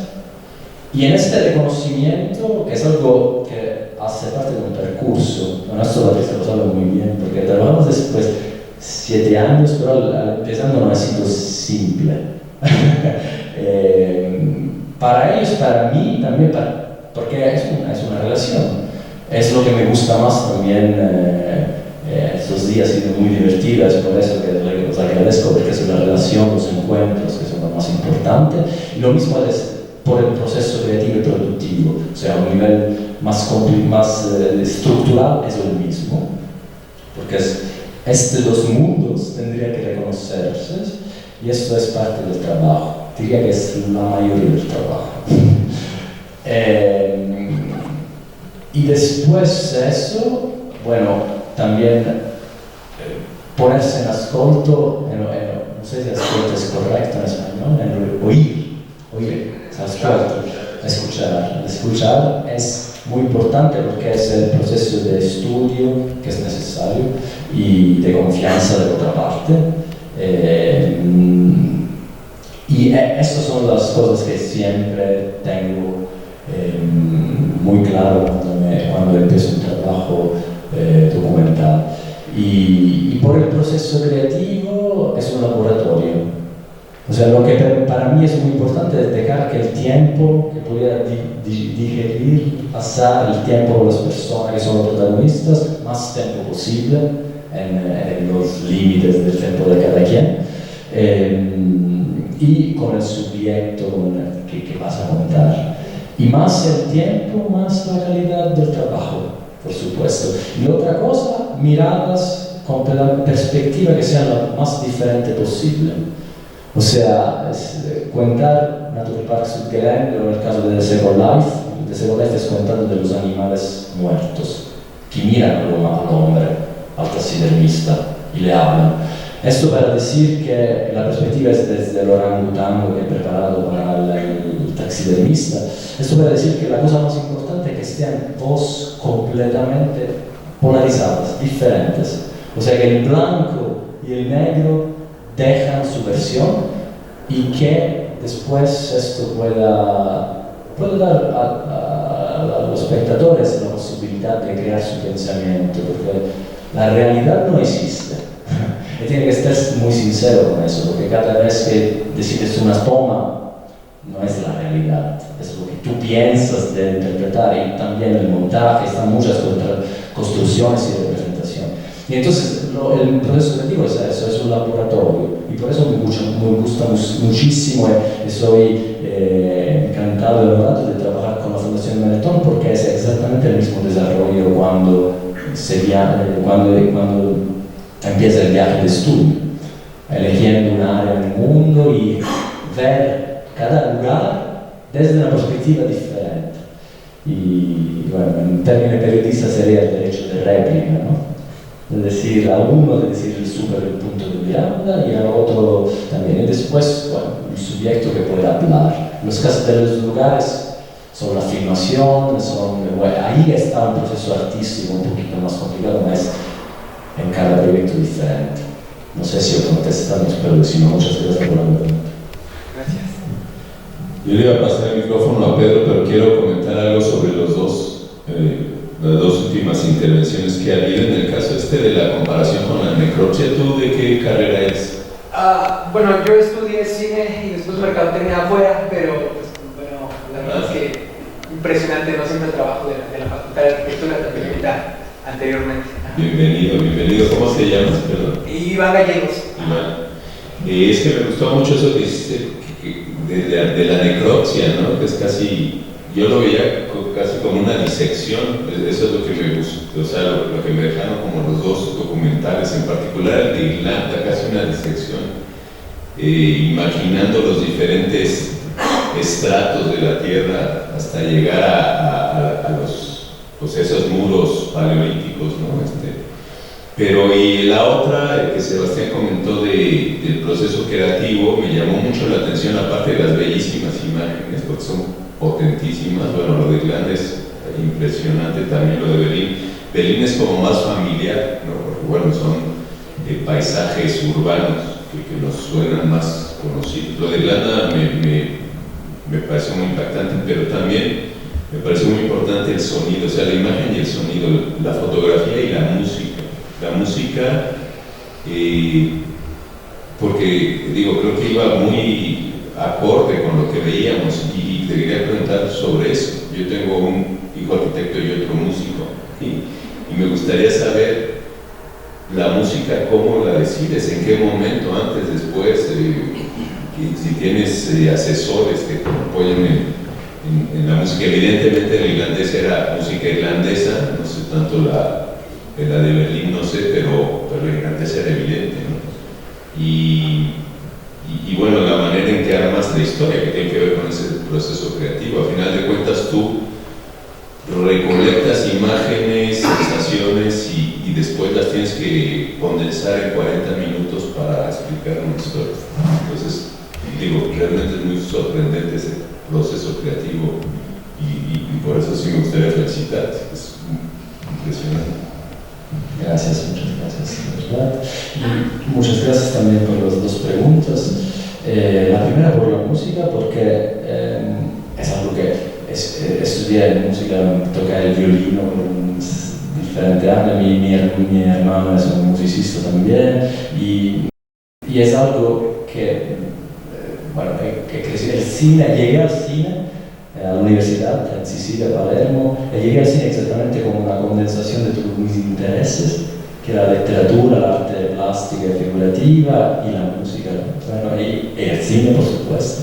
Y el cine es una manera de reconectar todo. Y por el tratamiento de la música, por el proyectos de la Fundación Benetton, Premio Carlo Scarpa, está con acercamiento a la cultura musical del lugar, un recorrido en los límites del tiempo y de mis conocimientos, por supuesto, pero cada vez, en este caso, por lo de Berlín, que he trabajado con el mismo musicista, Capino Petraccia, italiano, que tiene un conocimiento también de la música, lo que decimos música étnica, o sea, música cultural que tiene los contactos con los lugares, pero la idea es acercarse y después de alejarse, o sea, de intentar un contrapunto que no sea exactamente lo que pensamos que pudiera ser. Y esto, como por ejemplo, está una dimensión más o menos ligada a la música irlandesa, pero también a la música rock en algunos momentos, y también diría americana, pero está un rock irlandiano también, un imaginario irlandés, y bueno, está todos estos alejarse y acercarse, en lo de Berlín también. Por esos proyectos de la Fundación Benetton, esto es de una manera cercar un contrapunto, saber lo que hay, que la tradición has regalado, y intentar una guía más moderna o de contrapunto, que las imágenes y la música no hablan del mismo idioma. Y una otra cosa por la música es que cada personaje tiene su tema. El personaje podría ser también Cagefields con el sol o el mar, o sea que cada tema se refleja a un personaje.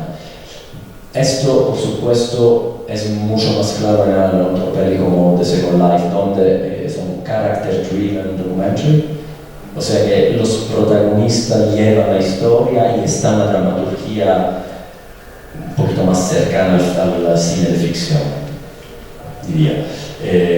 Y esos son los dos. Por la dramaturgia es siempre tener que el lugar tiene que hablar, o sea que el protagonista sea de verdad el lugar, y que las personas encargan el brano que es necesario para construir la historia del lugar.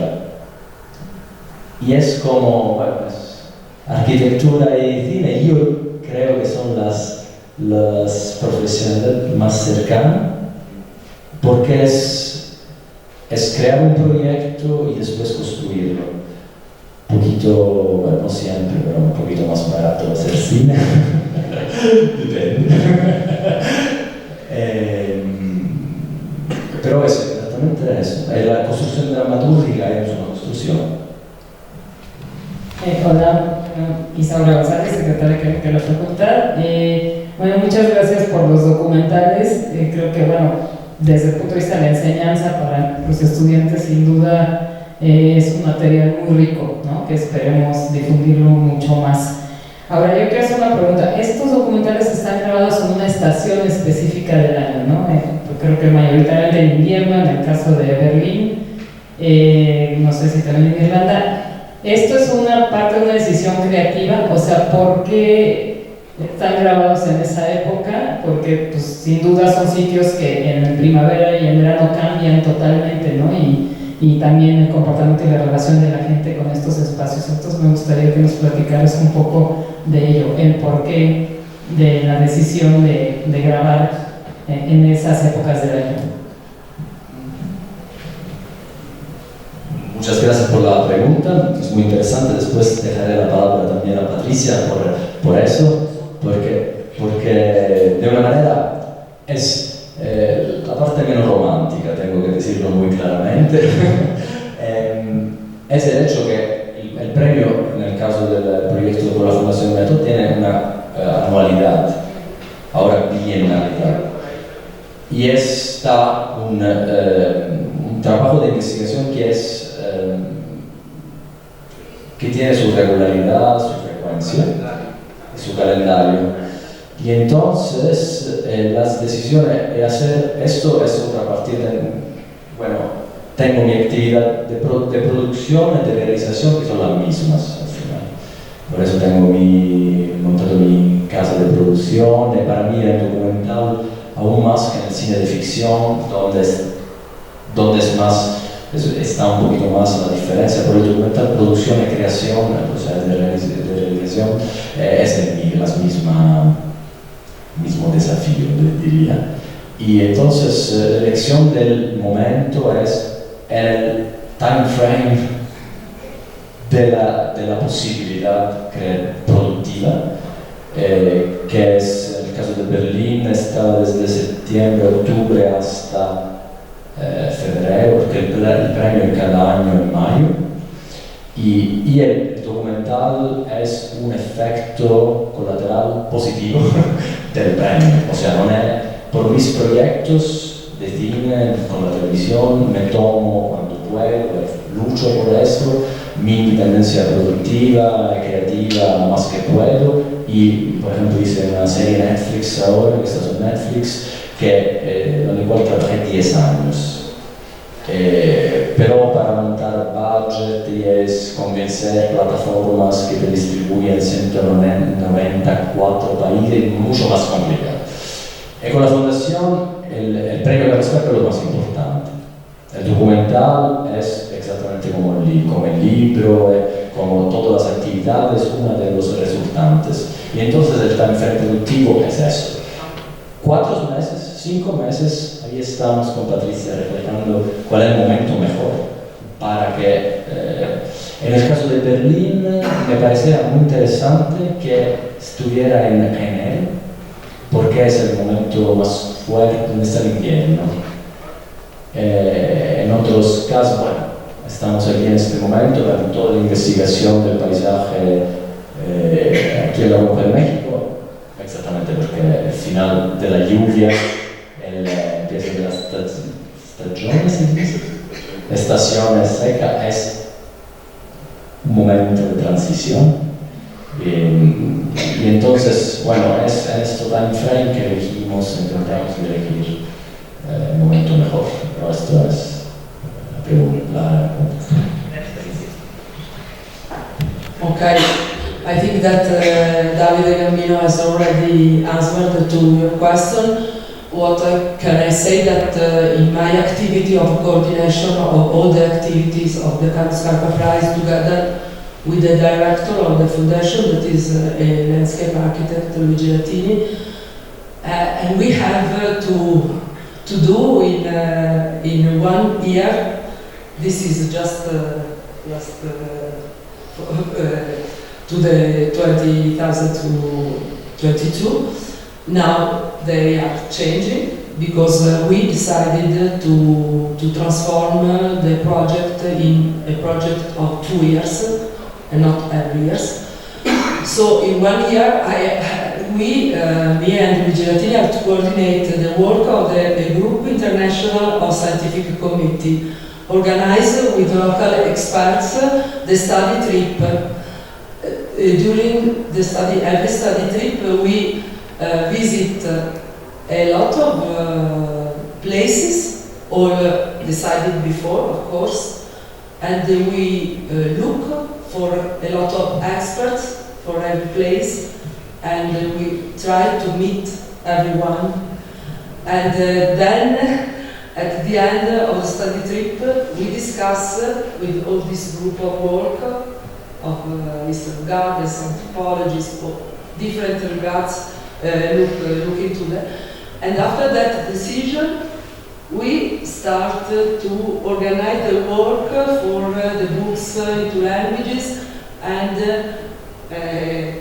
speak a lot with Davide Gambino, try to transmit most possible of question, keywords, themes that for us is important to give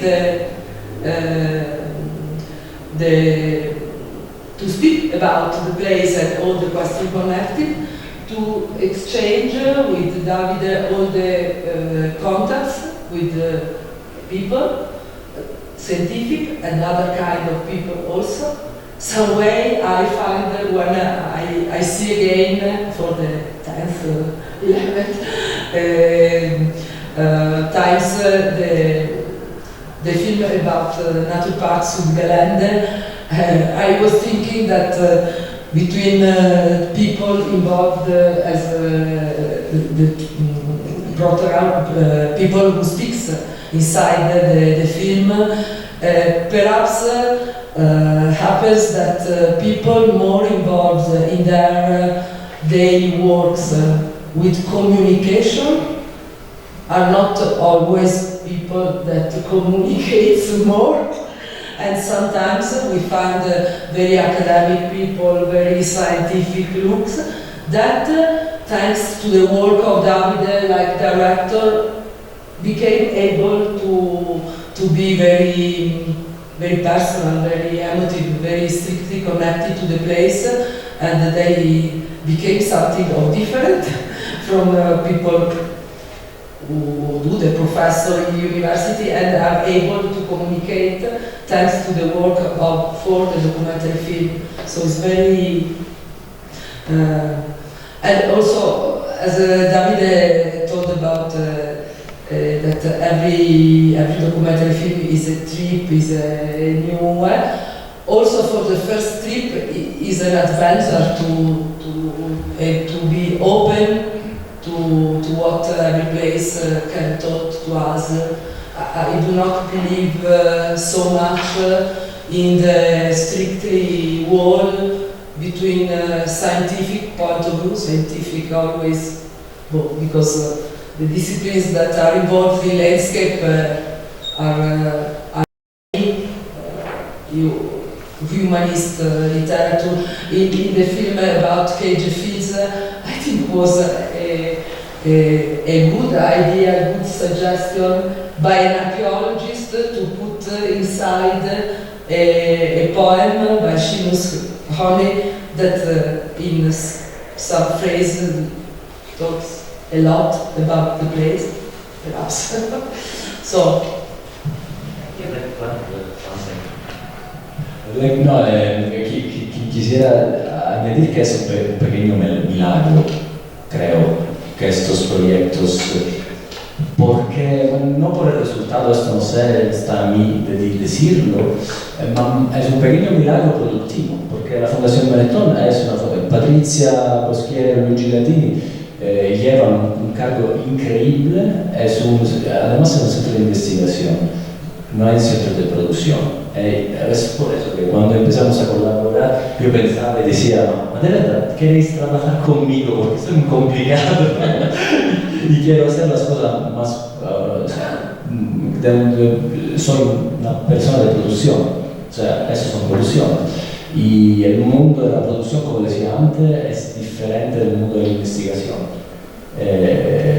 Claro, están muy liados, las hojas de las colaboraciones entre las dos son las más bellas, está claro, pero es un pequeño milagro, porque no es fácil, el tiempo es eso, también la investigación tiene su lenguaje, el cine documental, la narración tiene otro, y entonces necesita, como decía antes, mucha confianza y llegar a cuenta de los deseos del otro. Esto no es simple y eso es muy mágico, es por eso que de toda forma me gusta hacerlo, ser aquí y continuar, seguir haciendo. Sí, gracias, Tino. Bueno, primero, nada, no lo dije al principio, pero agradecer que me hayan tomado en cuenta para ayudar, lograr, coordinar un poco, que ha sido algo nuevo para mí, porque yo jamás había visto una coordinación de un rodaje y estar aquí y trabajando y todo esto, y aquí contestándole a la gente para cuestiones de logística.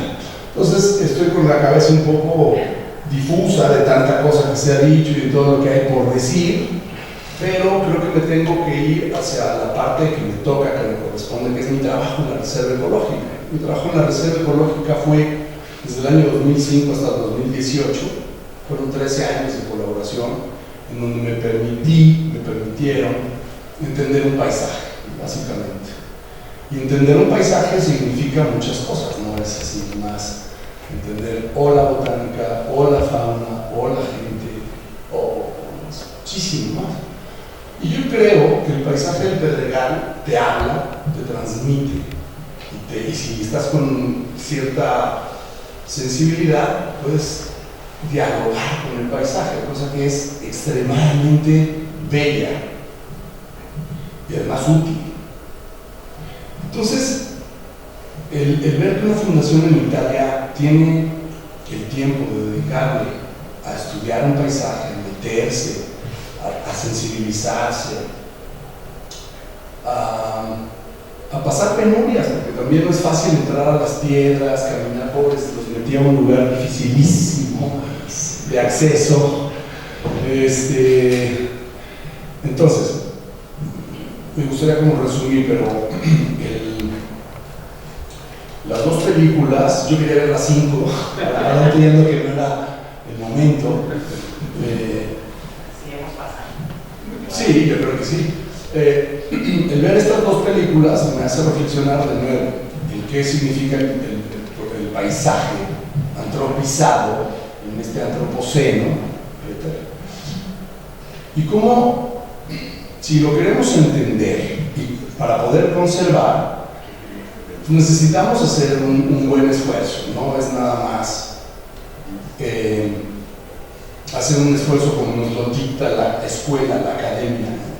Tienes que serle así porque eres paisajista y no sé qué, no, pasa por otra cosa.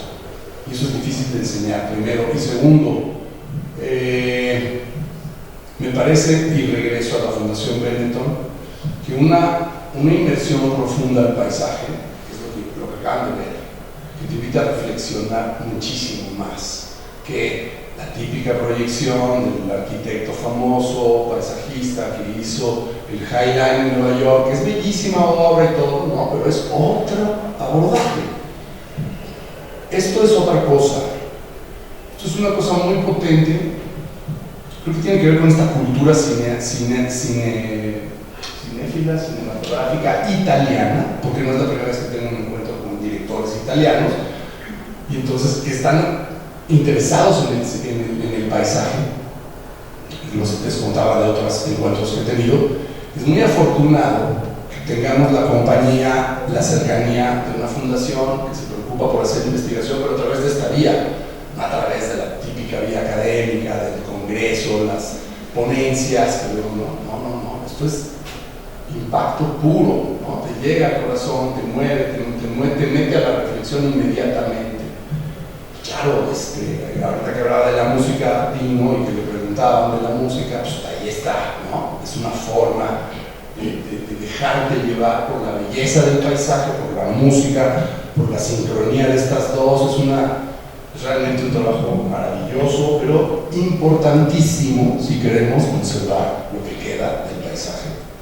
No nomás el Pedregal, el paisaje en general en el planeta, que está muy deteriorado, ¿no? Entonces cierro preguntándoles si quieren seguir conversando, porque todavía tenemos unos minutos, invitarnos a pensar en lo importante que es el abordaje del conocimiento y la conservación del paisaje a través de esta metodología tan inmersiva, tan hermosa y tan fuerte, ¿no? Les agradezco mucho que me hayan invitado. Gracias a ti. Eres muy bueno con la logística, tengo que decirlo. Y también no es simplemente la logística, porque es de verdad un flujo creativo en lo cual la logística y los encuentros te pone en relación con el paisaje. El paisaje quiere decir muchas cosas, los lugares, las interacciones entre los hombres, la botánica, por supuesto, la relación con todo. Nosotros somos una parte de eso, nada más. Y entonces el proceso productivo de logística es un proceso creativo. O sea, soy yo, somos nosotros que os agradecemos por esto. Y bueno, y tenéis suerte de estar aquí, en este territorio. Gracias. Muchísimas gracias, Davide y Patrizia. A mí me gustaría, antes de despedirnos y como atención a quienes están, digamos, viendo esto en pantalla en algún otro momento, porque esto se ha grabado y se subirá a YouTube y a Facebook, comentar en general sobre este Premio Internazionale Carlo Scarpa per il Giardino. Nos dejan unos documentos. Este es un folleto sobre uno de los últimos que dieron, el de 2020-2021, que se cruzó con la pandemia, y el primero que fue bianual. Ahora este de México, que insisto, están recorriendo la cuenca del Valle de México, están viendo, mañana van a Xochimilco, etc. En este documento se recogen los 30 premios que se han dado, y solo los voy a enumerar. Voy a empezar por el segundo, que me llama mucho la atención, porque en 1991 dieron un premio especial a Rosario Assunto, filósofo italiano, que lideró el debate y la batalla por las ideas del paisaje y el Giardino y el jardín. Pero el primero que dieron en 1990 fue en Brasil, Río de Janeiro, un lugar, no voy a detener a hablar de los lugares. Después este premio a Rosario Assunto, el filósofo italiano, especialista en temas de paisaje, y después Reino Unido, Francia, Rumanía, Suecia, España, Alemania, Portugal, Italia, Marruecos.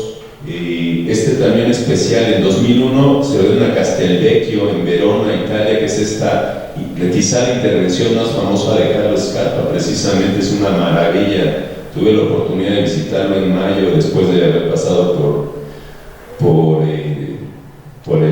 este congreso en Treviso, y bueno, es sorprendente. Lo conocía obviamente de imágenes, pero muy significativo haberse dado a una obra, el premio Carlo Scarpa, pero una obra de Carlo Scarpa.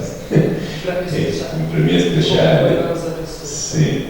En 2002 República Checa, después Grecia, Dinamarca, Egipto, Suiza, Croacia, Holanda, Finlandia, Siria, Atacora, entiendo, bueno, Benín en África, Italia, Islandia, Bosnia y Herzegovina, Italia, Kazajistán, las Islas Canarias, que pertenecen a España pero están en África, ¿no? Bueno, y luego ya Irlanda, que acabamos de ver, ¿no? De Céide Fields, en China, en Turquía, y el último, en Turquía la Capadocia, lugar fantástico también, que también hay. De los que hay documentales son La Favara en Palermo, Italia, no.